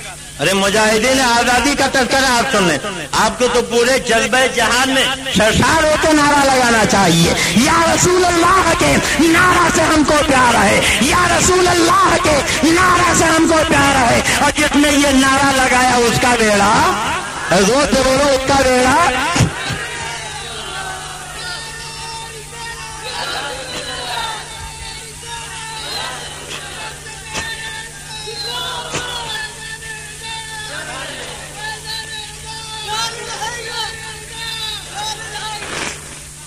کیا لکھا؟ جس کا نام محمد علی ہے وہ کسی چیز کا مختار نہیں۔ اور یہی کتاب تقویت الایمان ہے، صفحہ 126 ہے۔ کون سا صفحہ ہے؟ زور سے بولیے، 126 لکھتا ہے اسماعیل دہلوی، یہ ندوہ کے نصاب کی کتاب ہے۔ پوری ذمہ داری سے بول رہا ہوں، جانے کی ضرورت نہیں ہے۔ اگر ایک جملہ بھی غلط بولوں تو عبد المصطفیٰ کی کلائی تھام لو۔ میں آئینہ ہوں، دکھاؤں گا داغ چہرے کے، جسے خراب لگے سامنے سے ہٹ جائے اور کہنے دیجئے ڈوبتی ہوئی آنکھوں کو برا لگتا ہے سورج، ڈوبتی ہوئی آنکھوں کو برا لگتا ہے سورج، اور بیمار زبانوں کو برا لگتا ہے پانی۔ جسے ملیریا کا بخار ہو جائے بولو اسے پانی اچھا لگے گا، دودھ اچھا لگے گا، کہے گا آپ تو بڑا کڑوا، بولو کہے گا کہ نہیں؟ تو جس کے عقیدے میں بخار آ جائے، ایمان میں بخار آ جائے، اسے یہ باتیں اچھی لگیں گی۔ دیکھو کیا لکھا صفحہ 126 پر کہ سارا کاروبار جہان کا اللہ ہی کے چاہنے سے ہوتا ہے، رسول کے چاہنے سے کچھ نہیں ہوتا۔ معاذ اللہ، زور سے بولو معاذ اللہ، سارا مجمع بولو معاذ اللہ۔ یہ دیکھو لکھا صاف صاف، رسول کے چاہنے سے کچھ نہیں ہوتا۔ اور تذکرۃ الرشید کے صفحہ کون سا صفحہ ہے؟ 80۔ کون سا صفحہ ہے؟ 80 پہ کیا لکھا کہ دیکھو یہ لکھتے ہیں کہ سرکار مالک ہے، اسے اختیار ہے، جو چاہے کرے، رسول کے چاہنے سے کچھ نہیں ہوتا، اور انگریز جو چاہے کرے۔ معاذ اللہ، زور سے بولو معاذ اللہ، سارا مجمع بولو معاذ اللہ۔ کہتے ہیں سرکار کے چاہنے سے کچھ نہیں ہوتا، انگریز جو چاہے کرے۔ میں نے کہا تھا 4 باتیں یاد رکھیے۔ کتنی باتیں؟ کتنی باتیں؟ ایک تو یہ کہ انگریز کو سرکار کہا، نبی کے نام کے پہلے جناب تک نہ لگایا۔ دوسرے یہ کہ نبی کے مالک ہونے کا اختیار کیا، اسی کتاب میں لکھا اللہ کے سوا کسی کو مالک نہ جانیو۔ اور دوسرے یہ کہ جس کا نام محمد علی وہ کسی چیز کا مختار نہیں، یعنی نبی کو لکھا مالک بھی نہیں، نبی کو لکھا مختار بھی نہیں، نبی کو سرکار جناب تک نہیں لکھا، تو نبی کے لیے سرکار بھی نہیں، نبی کے لیے جناب بھی نہیں، نبی کے لیے مالک بھی نہیں، نبی مختار بھی نہیں، اور لکھا رسول کے چاہنے سے کچھ نہیں ہوتا، مگر انگریز سرکار بھی ہے، انگریز مالک بھی ہے، انگریز مختار بھی ہے، انگریز جو چاہے وہ کرے۔ اب بولو اے مالے گاؤں والوں، اس سے زیادہ اور رسول دشمنی کی کوئی مثال ہوگی؟ بولو ہوگی؟ کہتے ہیں انگریز مالک ہے، جو چاہے کرے۔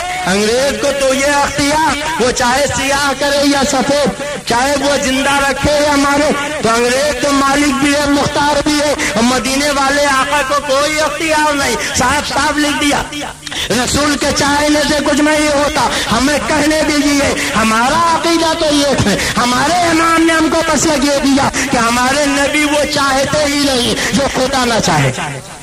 ارے کہہ دو سبحان اللہ۔ تم کہتے ہو سارا کاروبار جہان کا اللہ ہی کے چاہنے سے ہوتا، رسول کے چاہنے سے کچھ نہیں ہوتا، اور اعلیٰ حضرت کہتے تھے کہ ہمارے رسول وہ چاہتے ہی نہیں جو خدا نہ چاہے، نبی تو وہی چاہتے ہیں جو خدا چاہتا ہے، اور خدا وہی چاہتا ہے جو اس کا مصطفیٰ چاہتا ہے۔ خدا کی رضا چاہتے ہیں دو عالم، اور خدا چاہتا ہے رضائے محمد۔ میں تو مالک ہی کہوں گا کہ اس مالک کے حبیب یعنی محبوب و مہم میں نہیں میرا تیرا۔ سنو، اللہ کے نبی وہ چاہتے ہی نہیں جو ان کا خدا نہ چاہے، कैसे? अगर इजाजत दीजिए तो बता दूं। बोलिए बता दूं। सुनना चाहते? इन्होंने अंग्रेज को मालिक माना, अंग्रेज को मुख्तार माना, अंग्रेज को माना कि वो जो चाहे करे, मगर मदीने वाले के चाहने से कुछ नहीं होता। और चाहने से क्या होता, कैसे होता, कितना होता, इजाजत दीजिए तो बता दो। सुनना चाहते? चले तो नहीं जाएंगे? कितने लोग चले जाएंगे? कोई नहीं आएगा। सुनेंगे? अच्छा एक बात बताइए, आपके मालेगांव की मस्जिदों में अजान होती है? सुनिए आपने, फजर से पहले अजान होती है, ज़ोहर असर मगरिब इशा से पहले? अरे बोलिए, होती है कि नहीं होती? बोलो होती है कि नहीं? सुन्नियों के मस्जिदों में भी, वहाबियों के मस्जिदों में भी, और मैं तो लखनऊ में रहता हूँ, आए दिन तकरीर होती रहती है, वहां भी किताब दिखा के तकरीर करता हूँ। यही तक़वतुल ईमान नज़वा के निसाब की किताब, वहां के मस्जिद में भी अज़ान। और मक्का शरीफ, मदीना शरीफ गया तो मैंने देखा वहां की मस्जिदों में भी अज़ान। दुबई 4 मरतबा तकरीर के लिए गया, अल्हम्दुलिल्लाह वहां भी देखा कि नमाज से पहले अज़ान। बोलो होती है कि नहीं? फजर से पहले अज़ान, ज़ोहर से पहले अज़ान, असर से पहले अज़ान, मगरिब से पहले अज़ान, इशा से पहले अज़ान। हर जगह जहां नमाज, मस्जिद में नमाज से पहले अजान। बोलो क्या है? तुम कहते हो सब अल्लाह ही के चाहने से होता, रसूल के चाहने से कुछ नहीं होता। तो जरा कुरान में दिखाओ किस पारे में अल्लाह ने कहा फजर से पहले अजान दो, ज़ोहर से पहले अजान दो, असर से पहले अजान दो, मगरिब से पहले अजान दो, इशा से पहले अजान दो। क़यामत आ जाएगी मगर पूरे कुरान में कहीं अजान नहीं दिखा सकते। अल्लाह ने अजान का हुक्म ही नहीं दिया है। तुम कहते हो सब अल्लाह के चाहने से होता है, रसूल के चाहने से कुछ नहीं होता है। तो अजान देना बंद करो, फजर की अजान बंद करो, ज़ोहर की अजान बंद करो, असर की अजान बंद करो, मगरिब की अजान बंद करो, इशा की अजान बंद करो। इसलिए कि अजान का हुक्म अल्लाह ने नहीं दिया है। हो सकता है कल कोई कहे अगर अल्लाह ने हुक्म नहीं दिया मगर रसूलुल्लाह ने तो हुक्म दिया है। हम कहेंगे तुमने कहा है रसूल के चाहने से कुछ नहीं होता। तो आला हज़रत के दौरान अजान देके नमाज पढ़े। अब अगर तुम्हें अजान देना है तो तक़वतुल ईमान में आग लगाओ, गंदे अकीदे से तौबा करो और जमात रज़ाए मुस्तफा के अरकान के पास आओ और कहो हमको बरेली ले चलो, आला हज़रत की शौकत पे जाओ, आके जोर से कहो मैं तजरीब हूँ आका, मुझे साथ ले लो, ये रास्ते में जा बचाता रहे।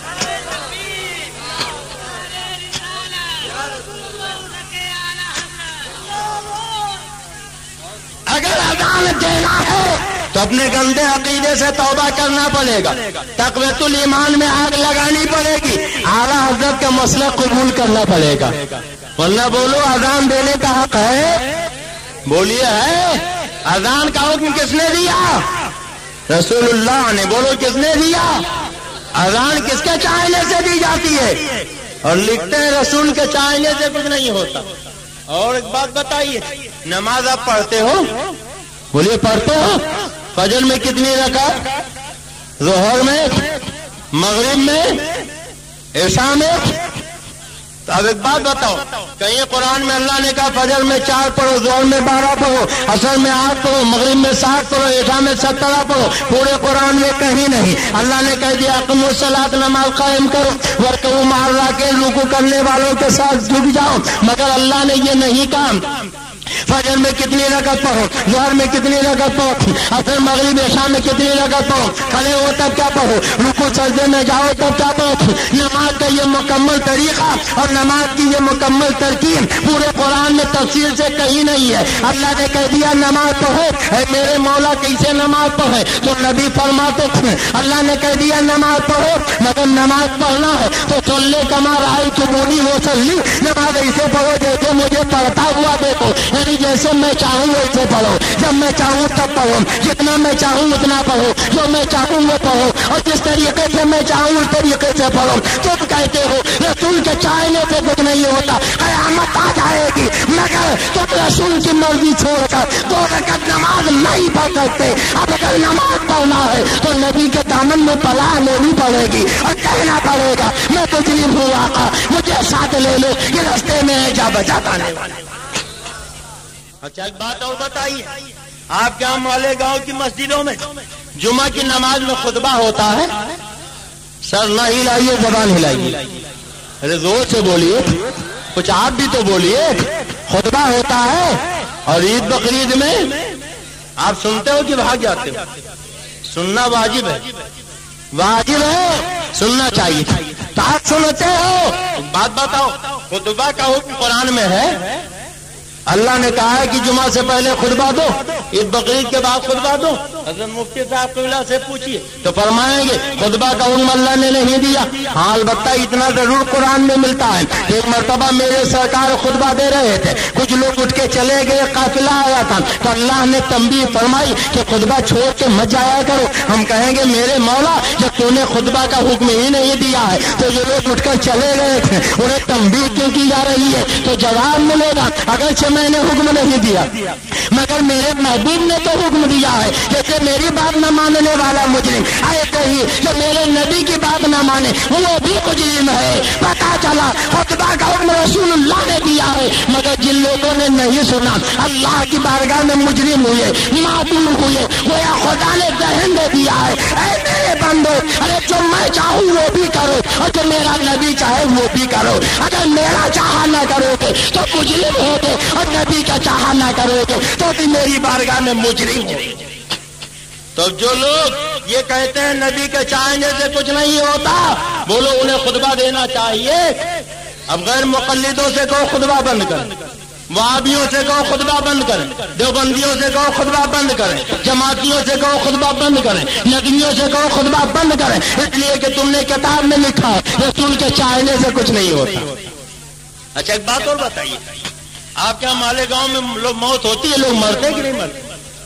مالیگاؤں میں مرتے ہیں، مرتے ہیں؟ کیا صحیح کہہ رہے ہیں کہ غلط کہہ رہے ہیں؟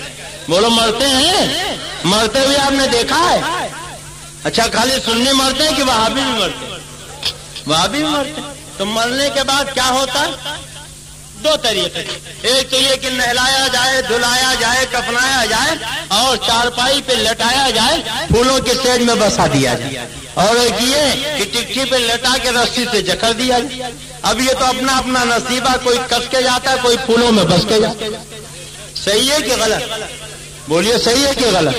تو ہم تو الحمدللہ پھولوں میں بس کے جاتے ہیں، کچھ لوگ کس کے جاتے تھے۔ اچھا جناب پھولوں میں بسایا گیا تو لے جا کے آپ نے دفن کر دیا، پہلے نماز جنازہ پڑھی، بولو پڑھتے ہیں کہ نہیں پڑھتے؟ بولیے پڑھتے ہیں کہ نہیں؟ اور نماز جنازہ پڑھنا کیا ہے؟ فرض کفایہ۔ کیا ہے؟ ایک پڑھے تو سب بری ذمہ، اور ایک نہ پڑھے تو جس نے سنا تھا سب مجھے۔ تو 5 وقت کی نمازیں تو اللہ کے حکم سے پڑھ، مگر نماز جنازہ کس کے حکم سے پڑھ؟ پورا قرآن پڑھ ڈالیے، اللہ نے نماز جنازہ کا حکم ہی نہیں دیا۔ مفتی صاحب ہے کہیں ہو؟ اللہ نے حکم ہی نہیں دیا۔ ہاں اللہ نے حکم دیا تو کیا؟ لا تصلی علی احد منهم مات ابدا ولا تقم علی قبرہ۔ جب بے ایمان یعنی یہ وہابی دیوبندی رافضی قادیانی نبی کے دشمن مر جائیں تو لا تصلی علی احد منهم مات ابدا، ان میں سے کسی کی نماز جنازہ مت پڑھنا، ولا تقم علی قبرہ، ان نبی کے غداروں کے قبر پہ کھڑے مت ہونا۔ گویا اللہ نے جنازہ کا حکم تو نہیں دیا مگر نبی کے غداروں کی نماز جنازہ پڑھنے سے روکا ضرور ہے، ان کے قبر پہ جانے سے منع ضرور کیا ہے۔ اللہ کہہ رہا ہے اے میرے نبی کے وفاداروں، تم نبی کے غداروں کی نماز جنازہ مت پڑھنا، نبی کے دشمنوں کے قبر پہ مت جانا۔ اب مالیگاؤں والوں بولو جو نبی کے غدار ہیں ان کی نماز جنازہ پڑھو گے؟ ان کی ارتھی میں شامل ہو گے؟ انہیں مٹی دینے جاؤ گے؟ ہاتھ اٹھا کے وعدہ کرو خدا کا حکم مانو گے؟ بولو مانو گے کہ نہیں مانو گے؟ اللہ فرماتا لا تصلی علی احد منهم مات ابدا ولا تقم علی قبرہ، جب یہ بے ایمان مر جائیں تو ان کی نماز جنازہ مت پڑھنا اور ان کی قبر پہ کھڑے مت ہونا۔ تو جنازے کی نماز کا حکم کس نے دیا؟ بولو کس نے دیا؟ رسول اللہ نے۔ کس نے دیا؟ ارے زور سے بولو، آپ کا تو عقیدہ آپ کیوں نہیں بولتے؟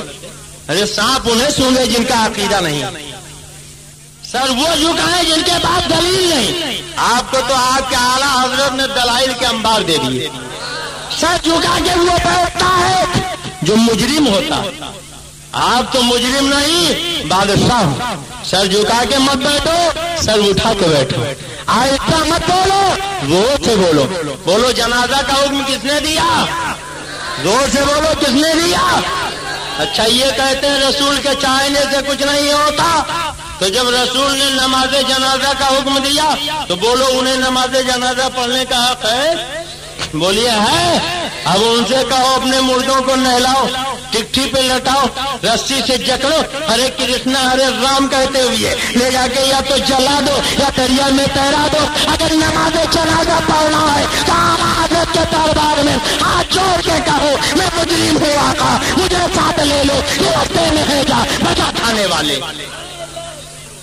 بولو انہیں نماز جنازہ پڑھنے کا حکم ہے، اجازت ہے، پڑھنے کا حق ہے. اچھا ایک بات اور بتائیے، آپ کے ہاں بچے جب 2 سال کے ہوتے ہیں تو آپ ختنہ کراتے ہو؟ ہوتا ہے کہ نہیں ہوتا؟ ایک مرتبہ بڑودہ میں مولوی صاحب پہنچ گئے، لوگوں نے کہا 11ویں شریف کے نعت دے دیجیے. کیا قرآن میں دکھاؤ؟ خواجہ صاحب کی چھٹی کی فاتحہ دے دیجیے. کیا قرآن میں دکھاؤ؟ اب ایسے کرنی کے حلوے پہ نظر دے دیجیے. کیا قرآن میں دکھاؤ؟ میرا شریف پڑھ دیجیے. کیا قرآن میں دکھاؤ؟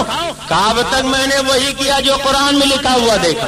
ممبر پہ کھڑے ہو کے کہا بھائیو آئندہ بھی وہی کروں گا جو قرآن میں دیکھوں گا. کیا ہوا محترم، آپ کیوں جا رہے ہیں؟ کچھ برا لگ رہا ہے؟ کچھ کرنے جا رہے ہیں؟ ارے ہم لوگ بھی ضرورت ہے. اچھا صاحب اور تو کوئی نہیں بھاگے گا؟ اچھا نہیں، ماشاءاللہ وہ حاوی نہیں ہے، وہ کسی ضرورت سے جا رہے ہیں. ضرورتیں سب کو ہوتے. تو بڑودہ کی جامع مسجد میں کھڑے ہوئے، کہا بھائیو اب تک میں نے وہی کیا جو قرآن میں لکھا ہوا دیکھا، آئندہ بھی وہی کروں گا جو قرآن میں لکھا ہوا دیکھوں گا. اس لیے کوئی کام کروانے سے پہلے قرآن میں دیکھ لو، وہی مجھ سے مطالبہ کرنا. لوگوں نے ان کا نام ہی رکھ دیا مولوی قرآن. سنتے سنتے کان پک گئے. ایک بیچارہ پڑھا کم تھا مگر پڑھا زیادہ تھا، عبداللطیف بھائی کی طرح. ایک دن اپنے گھر پہنچا، کہا بیگم تمہیں کچھ پتا ہے؟ کہا کیا ہوا؟ کہا یہ اپنے مولوی جو قرآنی ہے نا جامع مسجد کا امام، کہاں؟ کہا ان کا تو ختنہ ہی نہیں ہوا مگر کسی سے بتانا نہیں. تو یہ تو آپ جانتے ہی عورتیں پیٹ کی ہلکی ہوتی، ان کے پیٹ میں بات نہیں پچتی، اور اگر منع کر دیجئے مت بتانا تو بتانا اپنے لیے فرض تصور کرتی. اب پیٹ میں چوہے دوڑنے لگے. بیگم نے کہا 2 منٹ کا وقت دیجئے، میں ابھی آئی. پڑوسن کے ہاں پہنچی، دروازہ کھٹکھٹایا، انہوں نے دروازہ کھولا. کہا خیریت تو ہے؟ کہا بہت اچنبھے کی بات میں نے سنی، میں تمہیں بتانے آئی ہوں. کیا بات ہے؟ کہا مگر پہلے قسم کھاؤ کسی سے بتاؤ گی. قسم کھا لیا. کہا آپ بتاؤ کیا بات ہے؟ کہا یہ اپنے مولوی قرآنی جو مسجد میں امامت کرتے ہیں نا، بات بات پہ قرآن کی رٹ لگاتے ہیں، ان کا تو ختنہ ہی نہیں ہوا. کہا واقعی؟ کہا سچ، بالکل صحیح کہہ رہے ہوں. اب ان کے پیٹ میں بھی چوہے دوڑنے لگے. انہوں نے بھی نقاب پہنے اپنے پڑوسن کے یہاں پہنچ گئے. شدہ پورے بڑودہ میں خبر پھیل گئی. اب ایک عورت سے برداشت نہ ہوا، وہ مولوی قرآنی کے گھر پہنچ گئی. کہا بہن ایک بہت ضروری بات معلوم کرنے آئی ہوں، 2 منٹ کا وقت دیجیے. کمرے میں لے گئی. کیا پوچھنا ہے؟ کہا میں نے عجیب بات سنی، آپ کے مولوی قرآنی کی سنت نہیں ہوئی. آپ سے باہر ہو گئی. یہ کیا بدتمیزی ہے؟ کیسی بکواس کر رہے؟ کیسے تم نے کہہ دیا؟ ابھی اور پھول بک رہی تھی، کتنے میں ایک عورت اور آ گئی. کہا بہن ایک بہت ضروری بات معلوم کرنی، 2 منٹ کا وقت چاہیے. ایک کمرے میں لے گئی. پوچھو کیا پوچھنا چاہتے ہو؟ کہا میں نے عجیب اچنبے کی بات سنی، آپ کے مولوی قرآنی کا ختنہ نہیں ہوا. اب تو پارا اور چڑھ گیا اور بگڑنے لگی. اتنے میں تیسری عورت آ گئی. اب تیسرے کے بعد چوتھی آ گئی. چوتھی کے بعد 5ویں آ گئی. اب مولوی قرآنی کی بیوی غصے میں بھری ہوئی مولوی قرآنی کے پاس پہنچی. یہ سب کیا بدتمیزی ہے؟ کیسی بکواس کر رہی ہو؟ کیسے تم نے یہ سب کیا ہو رہا ہے؟ تو مولوی قرآنی نے کہا. کس نے کہا؟ پتا نہیں. چاچا ٹھہرو میں ابھی پتا لگاتا ہوں. وہ گھر سے نکلے، سوٹا ہاتھ میں لیا اور ٹہلتے ٹہلتے عبداللطیف بھائی کے گھر پہنچ گئے. ارے یہ خالی مثال میں ان کا نام لے رہا ہوں، حقیقت میں مت سمجھ آئیے گا. اس کڑے ہوئے بڑودہ کے سنی کے گھر پہنچ گئے. کہنے لگے تم نے کیسے کہا کہ میرا ختنہ نہیں ہوا؟ آپ کو کیسے پتا چلا کہ میں نے ہی کہا؟ آپ بہانے مت کرو، میں کعبے کا غلاف پکڑ کے قسم کر دیتا ہوں کہ تمہارے سوا کسی نے نہیں کہا. کہا نبی کے بارے میں تو کہتے ہو غیب کا علم نہیں، تو تمہیں غیب کا علم کیسے ہو گیا؟ کہا یہ سب کچھ نہیں، تمہارے سوا کسی نے نہیں کہا. کیسے تم نے کہا؟ آپ ہی نے تم منبر پہ کھڑے ہو کے کہا تھا میں نے اب تک وہی کیا جو قرآن میں لکھا ہوا دیکھا, آئندہ بھی وہی کروں گا جو قرآن میں لکھا ہوا دیکھوں گا. کرا کے میں نے قرآن اٹھایا اور پورا قرآن پڑھ ڈالا. اللہ نے کہیں کہا ہی نہیں کہ ختنہ کراؤ. تو میں نے سوچا اتنے بڑے مولوی ہو کر اتنا بڑا جھوٹ کیسے بولے گے؟ جب اللہ نے نہیں کہا ختنہ کراؤ تو آپ نے ختنہ نہیں کرایا ہوگا. اب یہ جھوٹ کیسے ہو گیا؟ میں نے غلط کیسے کر دیا؟ اب مولوی قرآن ہی سب پکڑ کے بیٹھ گئے, کہنے لگے اب بات سمجھ میں آئی. اگر قرآن میں ہم کو دلیل نہ ملے تو حدیثوں میں دلیل تلاش کرنا چاہیے, اس کو چھوڑ نہیں دینا چاہیے. اب ان وہابیوں سے کہو تم کہتے ہو رسول کے چاہنے سے کچھ نہیں ہوتا, تو اللہ نے ختنہ کا حکم ہی نہیں دیا ہے. اب اپنے بچوں کا ختنہ کرانا بند کرو. اگر ختنہ کرانا ہے تو اعلیٰ حضرت کی بارگاہ میں جانا پڑے گا اور اعلیٰ حضرت کی چوکھٹ پکڑ کے لوگوں کے کہنا پڑے گا میں مجرم ہوں آقا مجھے ساتھ لے لو, یہ رستے میں ہے جا بجا کھانے والے. تو بولو اذان دی جاتی ہے رسول کے چاہنے سے. کس کے چاہنے سے؟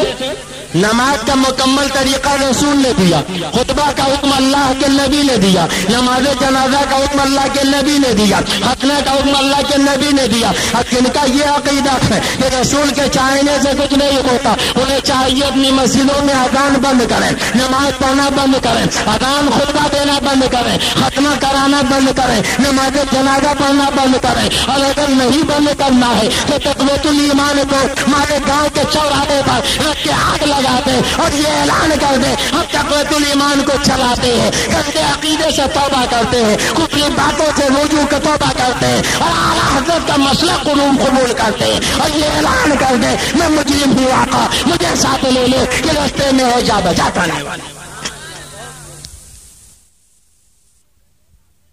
مالک بھی ہے, مختار بھی ہے, جو چاہے کرے, اور رسول کے چاہنے سے کچھ نہیں ہوتا. معاذ اللہ, زور سے بولو معاذ اللہ. اب رسول کے چاہنے سے کیا ہوتا, کیسے ہوتا, کتنا ہوتا؟ اجازت دیجیے ایک حدیث سنا دوں, ایمان تازہ ہو جائے. سننا چاہتے خصائص کبریٰ علامہ جلال الدین سیوطی فرماتے ہیں جنگ تبوک کے موقع پہ کھانا ختم ہو گیا, صحابہ بھوک سے پریشان بارگاہ مصطفیٰ میں پہنچے, یا رسول اللہ بھوک لگی. تو آقا یہ نہیں کہتا اللہ سے جا کے مانگے, میرے چاہنے سے کچھ نہیں ہوگا. فرماتے ہیں بھوک لگی, کہاں ہاتھ؟ کہا بلال توشہ دان جھاڑو شاید کھانے کا کچھ سامان نکلے. حضرت بلال نے توشہ دان جھاڑا تو 7 کھجوریں نکلی. کتنی کھجوریں نکلی؟ زور سے بولو کتنی نکلی؟ سرکار نے دسترخوان بچھوا دیا. گویا نبی کی سنت ہے کچھ کھانا چاہو تو دسترخوان بچھا لو. کیا کرو؟ زور سے بولو کیا کرو؟ اور یہ دسترخوان کیسے رنگ کا ہونا چاہیے؟ لال رنگ. اور سنو اگر دسترخوان پہ کھانے کا کوئی دانہ گر جائے, کوئی ذرہ گر جائے تو اسے پڑا نہ رہنے دیں. آقا فرماتے اسے چن کے کھا لو. پلیٹ میں رہ جائے تو پوچھ کے چاٹ لو, انگلی میں رہ جائے تو خود چاٹ لو, یا کسی ایسے کو چٹا لو جو چٹانا معیوب نہ سمجھے. آقا فرماتے تمہیں کیا پتا کھانے کی برکت اللہ نے کس دانے میں رکھی, کس ذرے میں رکھی. ہو سکتا ہے جو برکت والا ذرہ تھا وہی دسترخوان پہ رہ گیا ہو, وہی پلیٹ میں رہ گیا ہو, اور تم نے چھوڑ دیا تو تمہارے گھر سے رزق کی برکت چلی جائے گی. سبحان اللہ, زور سے کہہ دو سبحان اللہ. اچھا ایک بات بتاؤ, آپ میں سے کوئی کوڑی بننا چاہتا؟ خدا نہ کرے کوڑی بنے نبی کے دشمن, رسول کے غدار, آپ کیوں کوڑی بنے؟ اگر اجازت دیجئے تو ایسا فارمولہ بتا دوں کہ آپ کبھی کوڑی بنے ہی نہیں. بولیے جاننا چاہتے ہیں؟ بزرگوں نے فرمایا کہ دسترخوان پہ کھانے کے جو دانے گر جاتے ہیں اگر انہیں چن کے کھا لیا جائے تو کبھی کوئی کی بیماری ہوتی ہی نہیں. سبحان اللہ, زور سے کہہ دو سبحان اللہ, سب مل کے کہہ دو سبحان اللہ. ہماری ماں تمہاری ماں حضرت عائشہ کہتی ہے ایک مرتبہ سرکار گھر میں تشریف لائے, دیکھا ایک روٹی کا ٹکڑا پڑا, سرکار نے اٹھایا صاف کیا اسے کھا لیا. فرمایا اے عائشہ کھانے کا احترام کیا کرو, تمہیں کیا پتا اللہ نے کھانے کی برکت کس حصے میں رکھی ہے, یہ رزق جس سے ڈوب جاتی ہے دوبارہ پلٹ کے نہیں آتی. میرے عزیزوں اب میں آپ کو بتاؤں شریعت کا مسئلہ ہے. کسی کے دسترخوان پہ جاؤ تو اگر پیالے میں سالن بچ جائے جب تک میزبان اجازت نہ دے اسے پی نہیں سکتے. اس لیے کہ ہو سکتا میزبان نے تھوڑا سالن بنایا ہو، آپ پی لیں تو بعد میں کھانے والوں کو سوکھا چاول کھانا پڑے، سوکھی روٹی کھانا پڑے اور میزبان کو رسوائی کا سامنا کرنا پڑے۔ اسلام کسی کو رسوا دیکھنا گوارا نہیں کرتا، اس لیے شریعت کا قانون یہ ہے اگر کسی کے دسترخوان پہ کھانا ہے تو خود کھاؤ، کسی دوسرے کو نہیں بٹھا سکتے، جو سالن بچ جائے اسے پی نہیں سکتے۔ مگر آج ہوتا کیا، جب دعوت ولیمہ میں ہم جاتے ہیں تو جب دسترخوان پہ بیٹھتے ہیں جیسے ہی قورمے کی خواب آتی ہے تو اپنے سامنے کھینچ لیتے ہیں ساری اچھی اچھی بوٹیاں اپنی پلیٹ میں، اور جب خالی ہڈی رہ گئی تو عبداللطیف بھائی کی طرف بڑھا دیا، بھائی جان آپ بھی لیجیے، آپ تو کچھ لے ہی نہیں رہے۔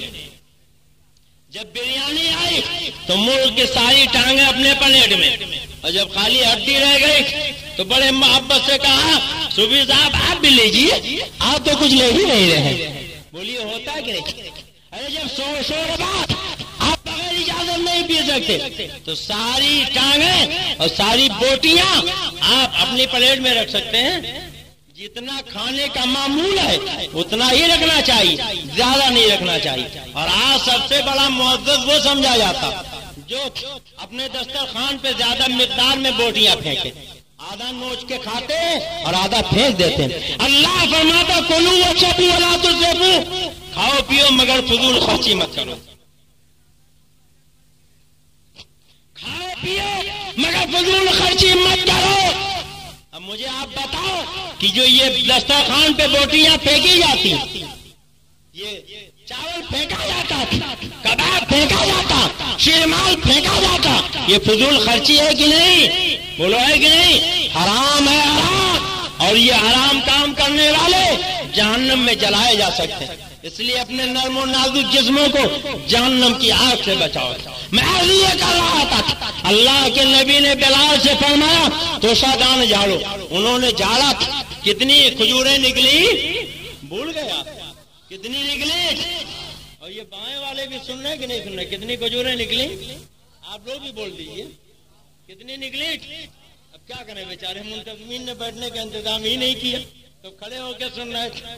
بھائی جن کا جتنا انتظام تھا انہوں نے کر دیا، معاف کیجئے گا، مگر بڑی محبت سے لوگ سن رہے ہیں، اس لیے جی چاہتا سناتا جاؤں۔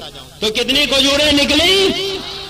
سرکار نے سامنے رکھوایا، اس پہ ہاتھ رکھا اور کچھ پڑھا، سبحان اللہ، زور سے کہہ دو سبحان اللہ، ارے زور سے کہہ دو سبحان اللہ، سامنے رکھا پڑھا۔ آج وہابی کیا کہتا ہے؟ غوث پاک کی نیاز حرام، خواجہ صاحب کی چھٹی حرام، حلوہ حرام۔ ہم نے پوچھا کیوں حرام؟ کہ سامنے رکھ کے پڑھا جاتا ہے، اور جو چیز سامنے رکھ کے پڑھی جائے وہ حرام ہو جاتی ہے۔ بولو آپ نے سنا کہ نہیں سنا؟ ارے بولیے سنا کہ نہیں سنا؟ اچھا ایک بات بتاؤ، اگر سامنے رکھ کے پڑھنے سے چیز حرام ہو جاتی ہے تو جب ان کے ابا مرے تھے تو ان کی نماز جنازہ سامنے رکھ کے پڑھی تھی کہ پیچھے؟ ارے بولیے کہاں رکھ کے پڑھتے ہیں؟ بولیے کہاں رکھ کے پڑھتے ہیں؟ تو اگر سامنے رکھ کے پڑھنے سے غوث کی نیاز حرام ہو گئی، خواجہ کا تبرک حرام ہو گیا، امام حسین کا کھچڑا حرام ہو گیا، تو تمہارے ابا کیا ہو گئے؟ بولیے کیا ہو گئے؟ میں نہیں کہتا، آپ ہی بول رہے، بولو کیا ہو گئے؟ کہتے ہیں حضرت کی عبد المصطفیٰ جہاں جاتا گالی بکتا۔ میں نے کہا کیا گالی بکتا ہوں؟ کہا خبیث کہتے ہیں، مردود کہتے ہیں، شیطان کہتے ہیں، یہ گالی نہیں۔ تو میں نے کہا اچھا آپ قرآن پڑھتے ہیں؟ کہا پڑھتا ہوں۔ میں نے کہا کیا پڑھتے ہیں؟ کہا جب قرآن اٹھاتا ہوں تو پہلے پڑھتا ہوں اعوذ باللہ من الشیطان الرجیم، پھر پڑھتا ہوں بسم اللہ الرحمن الرحیم۔ میں نے کہا ترجمہ کیا ہے؟ کہا اللہ کی پناہ مانگتا ہوں میں شیطان مردود سے۔ تو میں نے کہا یہی میں نے ممبر پہ کہہ دیا تھا، تو تم نے کہا گالی بک رہے، اب تم بتاؤ قرآن پڑھ رہے ہو کہ گالی بک رہے ہو؟ ارے اگر شیطان کہنا گالی، مردود کہنا گالی، رجیم کہنا گالی، تو تم نے تو ابھی بسم اللہ الرحمن الرحیم پڑھ کر اللہ کو رحمان الرحیم بھی نہیں کہا، پہلے یہ شیطان مردود کہہ رہے۔ وہ خدا چاہتا یہ ہے کہ میرا قرآن بعد میں پڑھنا، پہلے میرے نبی کے دشمن کو شیطان کہہ دینا، مردود و رجیم کہہ دینا۔ وہ خدا چاہتا یہ ہے کہ اللہ بے تبرہ نیست ممکن، محبت عداوت کے بغیر ممکن ہی نہیں۔ کہتے ہیں جناب یہ ممبر رسول ہے، ممبر کا کچھ احترام ہونا چاہیے، آپ لوگ کوئی احترام نہیں کرتے۔ میں نے کہا کیا احترام؟ کہا خبیث مردود شیطان کہتے ہیں یہ احترام ہے؟ تو میں نے کہا اچھا نماز پڑھتے ہو تو کیا پڑھتے ہو؟ اعوذ باللہ من الشیطان الرجیم، پھر بسم اللہ الرحمن الرحیم، پھر الحمدللہ رب العالمین۔ میں نے کہا ارے پہلے تم نے نماز میں نیت باندھی ہے تو نبی کے دشمن کو شیطان اور مردود کہہ کے گالی بک دی، گویا خدا نے یہ ذہن دے دیا کہ بسم اللہ پڑھ کے مجھ کو رحمان الرحیم بعد میں کہنا، الحمد شریف پڑھ کے میری حمد و ثنا بعد میں بیان کرنا، پہلے میرے نبی کے دشمن کو شیطان کہہ دینا، میرے نبی کے دشمن کو رجیم کہہ دینا۔ جب نبی کے دشمن کو برا کہہ دو گے، شیطان و مردود کہہ دو گے، تب رحمان کہو گے میں قبول کروں گا، رحیم کرو گے میں قبول کروں گا، حمد و ثنا بیان کرو گے قبول کروں گا، اور اگر نبی کے دشمن کو برا نہ کہا تو میں سب قبول کر دوں گا۔ اگر اپنی عبادت قبول کروانا ہے تو پہلے نبی کے دشمن کو برا کرو۔ اور حضرت میں جب حج کے لیے گیا تو جب 8 تاریخ آئی تو میں نے دیکھا ایک سے گھٹے والے سب بخشا بستر سنبھال کے جا رہے ہیں۔ میں نے کہا کہاں جا رہے ہو؟ کہاں میں نہ جا رہا۔ کیوں جا رہے ہو؟ کہا شیطان کو کنکر مارنا۔ ہم نے کہا ہندوستان میں بہت تلاش کیا، شیطان نما انسان تو نظر آئے مگر سراپا شیطان نظر نہیں آئے۔ چلو اچھا ہوا حج کرنے آئے تو شیطان بھی دیکھ لیں گے۔ تو کہا کیسی بات کر رہا ہوں شیطان کہاں؟ میں نے کہا بیٹھ، کہاں تو 3 پتھر ہیں، جتنے بڑا شیطان مجلا شیطان چھوٹا شیطان کہا جاتا۔ میں نے کہا بیٹھ، کہاں انہیں کو پتھر مارا جائے گا۔ میں نے کہا ایسا کہا؟ میں نے کہا کیوں؟ کہا اللہ کے پیغمبر کو شیطان نے بہکانے کی کوشش کی، اللہ کے نبی نے کنکر مار کے دھسا دیا، اب قیامت تک اللہ نے حکم دے دیا اے میرے بندو جب حج کے لیے آئے تو میرے نبی کے دشمن کو کنکریاں مار کے زمین میں دھساؤ۔ میں نے کہا ہندوستان میں کھرو کہتے تھے کہ جتنی دیر خبیث مردود کافر مرتد کہتے ہو اتنی دیر بسم اللہ پڑھو، رحمان الرحیم پڑھو، نفل پڑھو، درود شریف پڑھو، عبادت کا ثواب ملے گا۔ کیا ضرورت خبیث مردود کہنے کی، شیطان کہنے کی؟ تو یہ تو حرم کعبہ ہے، ایک نیکی کا ثواب 1 لاکھ کے برابر۔ سب مینا جا رہے تھے، خوب کعبے کا طواف کرو، خوب حجر اسود چومو، خوب صفا مروہ کی صحیح کرو، خوب عمرہ کرو، اور ایک نیکی کا ثواب 1 لاکھ کے برابر کا۔ کیوں شیطان کے چکر میں پڑے ہو؟ کیوں کنکر مارنے جا رہے ہو؟ تو کہنے لگے مولانا جب طواف کا وقت تھا طواف کیا، جب عمرے کا وقت تھا عمرہ کیا، جب حجر اسود چومنے کا وقت تھا چوما، مگر اللہ کو یہی پسند ہے کہ حج سے پہلے 3 دنوں میں نبی کے دشمن کو کنکریاں ماری جائیں۔ تو ہمیں کہنے دیجیے جیسے نماز کا وقت آتا نماز پڑھتے ہیں، روزے کا زمانہ آتا روزہ رکھتے ہیں، حج کا موقع آتا حج کرتے ہیں، زکات کا وقت آتا زکات دیتے ہیں، مگر نبی کے دشمنوں کی بات آتی ہے، جب نبی کے غداروں کی بات آتی ہے تو اشرف علی کو کافر کہتے تھے، نذیر احمد کو کافر کہتے ہیں، اور جن لوگوں نے نبی کے دشمن کو کنکریاں ماری ہے تو فقہا فرماتے تھے وہ کنکریاں میدان قیامت میں ترازو کے پلے پر رکھی جائیں گی اور نیکیوں کے اضافے کا سبب بن جائیں گے۔ ایسے ہی نبی کے دشمنوں کو کافر و مردود کہنا، شیطان و خبیث کہنا، یہ کل تمہارے نیکیوں کے اضافے کا سبب بن جائے گا، اس لیے کہ یہ عدالت کے بغیر محبت مکمل ہی نہیں۔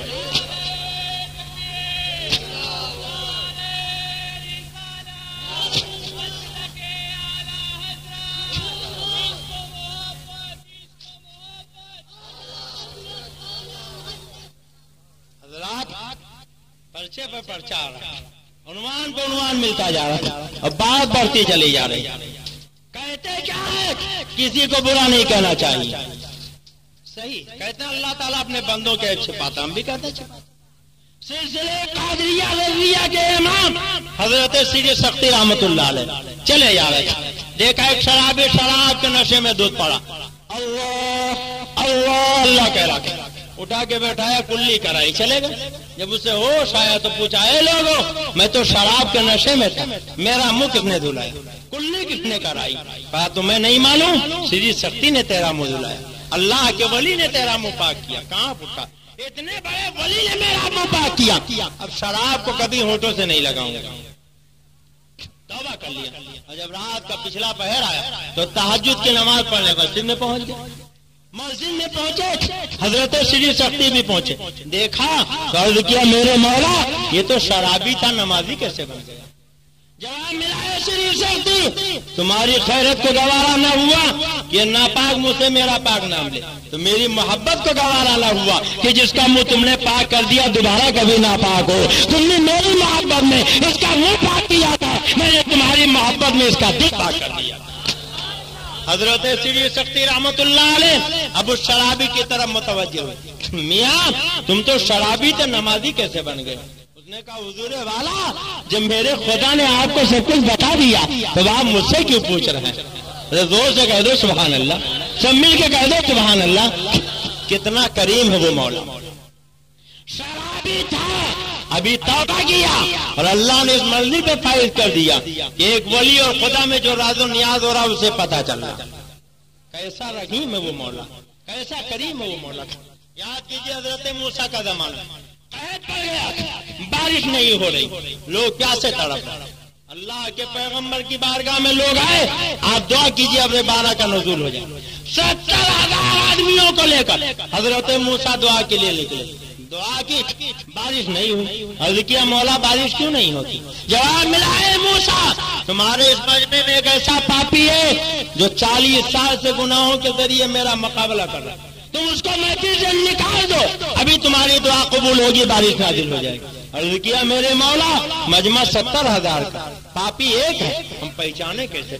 جواب ملا پہچاننے کی ضرورت نہیں، تم آواز دے دو وہ خود بخود محفل سے چلا جائے گا۔ عرض کیا میرے معبود 70,000 کے مجمع تک میری آواز پہنچے گی کیسے؟ جواب ملا ہے موسیٰ آواز دینا تمہارا کام، آواز پہنچانا میرا کام، تم اپنا کام کرو میں اپنا کام کروں گا۔ حضرت موسیٰ نے کہا اے پاپی تو 40 سال سے گناہوں کے ذریعے خدا کا مقابلہ کر رہا، تیرے گناہوں کی نحوست سے اللہ نے بارش روک دی، میں پھر سے نکل جا تاکہ بارش نازل ہو جائے۔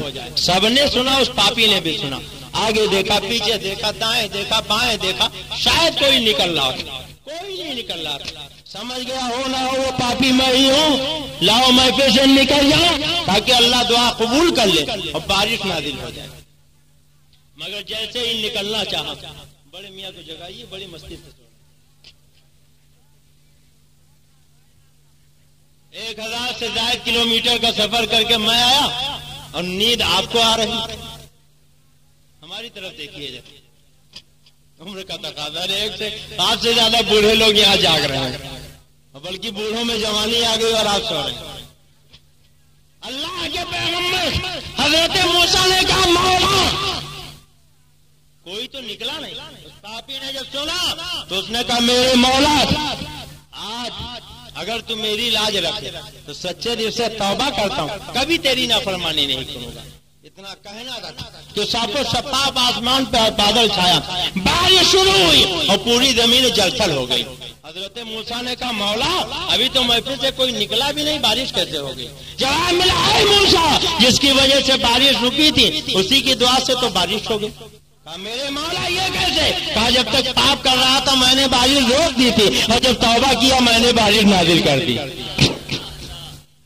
کتنا کریم ہے وہ مولا، کیسا رحیم ہے وہ مولا۔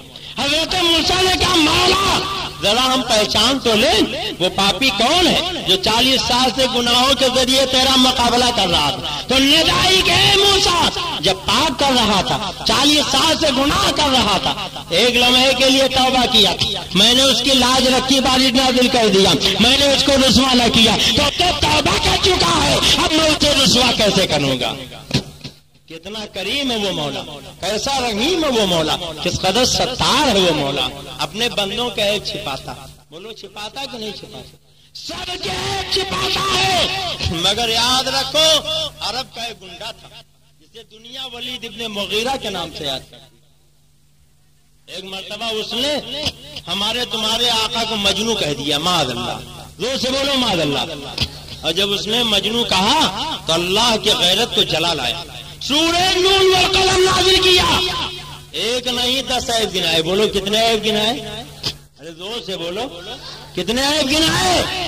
گویا قرآن سے ہمیں اللہ کی سنت معلوم ہو گئی، سب کے عیب چھپاؤ مگر جو نبی کی گستاخی کرے اس کے عیب چھپاؤ نہیں، اگر ایک برائی کرے تو کم سے کم کتنی برائی کرو؟ 10، بولو کتنی کرو؟ 10، ایک مرتبہ نہیں قیامت تک۔ اشرف علی تھانوی کا قول مولوی زکریا نے تبلیغی نصاب میں لکھا کہ جیسے حدیث سے یہ معلوم ہوا کہ نبی کے شان عرفہ میں جو ایک مرتبہ گستاخی کرے حدیث میں معلوم ہوا نبی کی بارگاہ میں ایک مرتبہ درود بھیجے 10 رحمتیں نازل ہوتی. ایسے ہی قرآن سے معلوم ہوا جو نبی کے شان میں ایک گستاخی کرے اللہ کی جانب سے اس پہ 10 لعنتیں ہوتی. کتنی لعنتیں؟ اور 10ویں لعنت کیا تھی کہ اتلم بعد ذالک ذنیم. اے محبوب جس نے آپ کو مجنون کا اس کی اصل میں خطا. اور یہ ترجمہ تو اعلیٰ حضرت نے کیا. اگر آپ اجازت دیجئے تو اشرف علی تھانوی کا ترجمہ بتا دوں. بولیے بتا دوں. تبلیغی نصاب میں تھانوی کا ترجمہ مولوی زکریا نے کیا کہ یہ حرام زادہ ہے. کیا ہے؟ حرام زادہ. حضرت مفتی صاحب میں نے لغت اٹھا کے دیکھا تو لغت میں حرام زادہ کے معنی شریر کے ہوتے ہیں، مگر انہوں نے اس پہ حاشیہ چڑھایا کہ یہ آیت ولید ابن مغیرہ کے حق میں نازل ہوئی جو زنا کے نطفے سے تھا. اب بتاؤ مالے گاؤں والوں کہ جو زنا کے نطفے سے ہوگا وہ حرامی ہوگا کہ حلالی؟ ارے زور سے بولیے، بولیے کیا ہوگا؟ حرامی.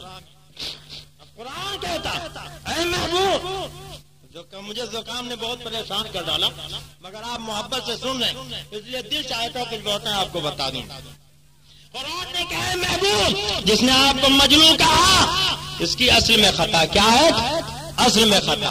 تو روایتوں میں آیا ہے کہ ولید ابن مغیرہ نے سنا تو گھر گیا، ماں سو رہی تھی، سینے پہ سوار ہو گیا، تلوار ہاتھ میں لیا، کہا ماں میں نے نبی کو مجنون کہا تھا. نبی نے 10 عیب گنائے. 9 تو میں جانتا ہوں میرے ہی ہے، 10واں بھی یقین ہے کہ سچا ہوگا مگر تصدیق کرنے تیرے پاس آیا ہوں. ماں نے پوچھا کیا ہے؟ کہا قرآن نے کہا میرا نطفہ صحیح نہیں. تو ماں نے کہا بیٹے اگر تیرا نطفہ صحیح ہوتا تو تم ماں کے سینے پہ سوار ہی نہ ہوتا. تجھے اسی سے پتہ لگا لینا چاہیے. کہا ماں مگر ایسا ہوا کیوں؟ اب سونا ولید ابن مغیرہ کی ماں کہتی ہے کہ بیٹے تیرا باپ نامرد تھا، میں نے سوچا دولت دوسروں کے پاس چلی جائے گی اس لیے کہا میں نے چپکے سے ایک چرواہے کو بلایا تھا اور تو اسی کے نطفے سے. کچھ سمجھے آپ؟ ولید ابن مغیرہ کی ماں نے رات کے اندھیرے میں چرواہے کو بلایا تھا، کوئی نہیں جانتا تھا، نہ آپ جانتے تھے نہ ہم جانتے تھے، کسی کو پتا نہیں تھا. وہ اللہ جو ستار ہے، وہ اللہ جو رحمان و رحیم ہے، سب کے عیب چھپاتا تھا. جب ولید ابن مغیرہ نے نبی کی گستاخی کی تو رحمان و رحیم مولا نے ولید ابن مغیرہ کے سارے عیب جب کھول کھول کے بیان کر دیا. لوگ کہتے ہیں جلسے میں محفلوں میں عورتیں بھی ہوتی ہیں، لڑکے بھی ہوتے ہیں، لڑکیاں بھی ہوتی ہیں، بہو بھی ہوتی ہے، داماد بھی ہوتا ہے. ایسی غلط باتیں نہیں بیان کرنا چاہیے مگر قرآن لڑکی بھی پڑھتی ہے، قرآن لڑکا بھی پڑھتا ہے، قرآن بہو بھی پڑھتی ہے، قرآن داماد بھی پڑھتا ہے، قرآن ماں بھی پڑھتی ہے، قرآن باپ بھی پڑھتا ہے. اللہ بیان کرتا ہے اتلم بعد ذالک ذنیم. اے محبوب جس نے آپ کو مجنون کہا ہے یہ اپنے باپ کے نطفے سے نہیں ہے. وہ خدا یہ چاہتا ہے کہ بیٹا سنے تو وہ نبی کے گستاخ سے نفرت کرنے لگے، بیٹی سنے تو وہ نفرت کرنے لگے، بہو سنے تو وہ نفرت کرنے لگے، ماں باپ سنے تو وہ نفرت کرنے لگے. اور جو لوگ یہ کہتے ہیں نبی کے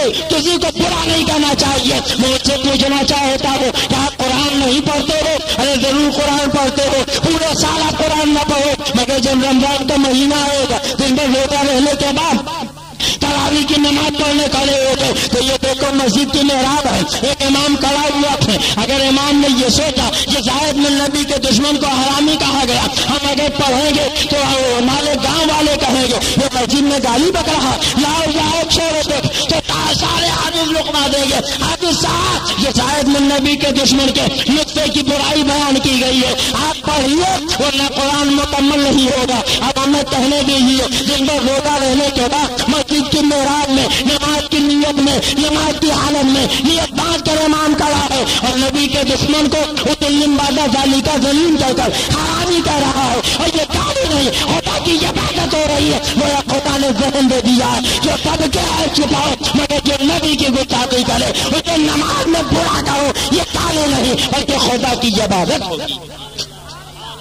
اور حضرات آپ سنو ولید ابن مغیرہ نے ماں سے پوچھا تھا، ماں نے کہا بیٹے تیرا باپ نامرد تھا، میں نے چرواہے کو بلایا تھا، تو اسی کے نطفے سے ہے. گویا قرآن کا آئینہ یہ بتا رہا ہے کہ نبی کی گستاخی وہی کرے گا جو کسی چرواہے کے نطفے سے ہوگا یا کسی گھسیارے کے نطفے سے ہوگا. اگر اپنے باپ کا ہوگا تو پیغمبر کی گستاخی کر ہی نہیں سکتا ہے. اب جو لوگ نبی کی گستاخی کرے چاہے وہ مالے گاؤں کے رہنے والے ہو یا دھولیا کے رہنے والے ہو یا بمبئی کے رہنے والے ہو، انہیں قرآن کا آئینہ دکھا دیجیے اور ان سے کہیے اپنے ماؤں کو اپنے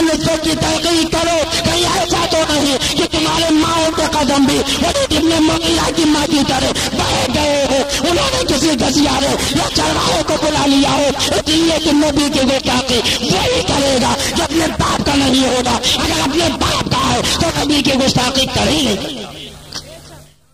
और सुनो, कुरान के इसी सूरत में अल्लाह फरमाता सना समहू अलल खुर्तुम, ऐ महबूब जिसने आपको मजनू कहा, अनकरीब इसके सुअर के जैसी थूथनी दाग देंगे। वलीद इब्न मुगीरा आदमी था, सुअर नहीं, मगर अल्लाह ने उसके चेहरे को सुअर की थूथनी कहा। वो खुदा चाहता ये सबके ऐब छिपाओ, मगर जो नबी का दुश्मन है उसके ऐब बयान करो। बोलो बयान करना चाहिए कि नहीं? अब बात कहाँ से निकली थी, कहाँ जा पहुंची? मैं अर्ज ये कर रहा था कि सरकार ने कहा बिलाल तोशादान जाओ। उन्होंने तोशादान झाड़ा, कितनी खजूरें निकली, दस्तरखान बिछवाया, सातों खजूरें रखी, हाथ रखा, कुछ पढ़ा और फरमाया बिलाल अब जितने भूखे सबको बुलाओ। सब आ गए, फरमाया निकाल निकाल के खाओ। तो हज़रत बिलाल कहते एक हाथ से खजूर निकालता था, खा के दूसरे हाथ से गिठली अलग रख देता था। अब निकालता जा रहा था, खाता जा रहा था, निकालता जा रहा था, खाता जा रहा था, यहाँ तक कि पेट भर गया। सुभान अल्लाह, जोर से कह दो सुभान अल्लाह। एक बात बताओ, 7 खजूरों में किसी का पेट भरेगा? हजरत बिलाल का पेट भर गया। तो कहते हैं बड़ा ताज्जुब हुआ कि खजूरें साथ ही थी, पेट कैसे भर गया? तो फरमाते मैंने सोचा लाओ शुमार करें, मैंने कितनी खजूरें खाई, तो गिठलियां रखते जा रहे थे। फरमाते हैं जब मैंने गिठलियों को गिना तो मैंने तनहा जो खजूरें खाई थी वो 54 खजूरें थी। सुभान अल्लाह, जोर से कह दो सुभान अल्लाह, सब मिल के कह दो सुभान अल्लाह। पहले कुल कितनी खजूरें थी? हजरत बिलाल ने कितनी खाई? 54। 7 में से कितनी खाई? और जो लोग बैठे थे मुंह देख रहे, हजरत बिलाल कहते हैं सबने खाया, सबके पेट भर गए। अब तो और ताज्जुब हुआ कि खजूरें 7 ही थी, 54 तो पहले खा लिया और मेरे सारे साथियों ने खाया, सबके पेट भर गए। तो फरमाते मैंने सोचा अगर सरकार हाथ हटा देते तो मैं ये देखता बची कितनी। हाथ हटा दिया और जब सरकार ने हाथ हटाया तो हज़रत बिलाल कहते मैंने देखा, खुदा की कसम 7 से 7 खजूरें भी मौजूद है। जोर से कह दो सुभान अल्लाह, सब मिल के कह दो सुभान अल्लाह। तुम कहते हो रसूल के चाहने से कुछ नहीं होता, ये किस्सा नहीं है, कहानी नहीं है, अफसाना नहीं है, नाविल नहीं है, नबी की हदीस सुना रहा हूं। हज़रत बिलाल ने कितनी खाई? 54। सारे सहाबा ने खाया और फिर भी 7 के 7 बची रहेगी। आका फरमाते बिलाल खजूरों को संभाल के रख लो, खर्च मत करना, संभाल के रखना, फिर काम आएगा। रख लिया, फिर दूसरे दिन आया, आका भूख लगी, पर मैं खजूरें क्या हुई? का सरकार रखी, कहा लाओ, फिर लेके आए, फिर हाथ रखा, कुछ पढ़ा, कहा खाओ। हज़रत बिलाल कहते दूसरे दिन खाने वाले 10 थे, कितने थे? और खजूरें कितनी? फरमाते निकाल निकाल के खाया, फिर सबके पेट भर गए।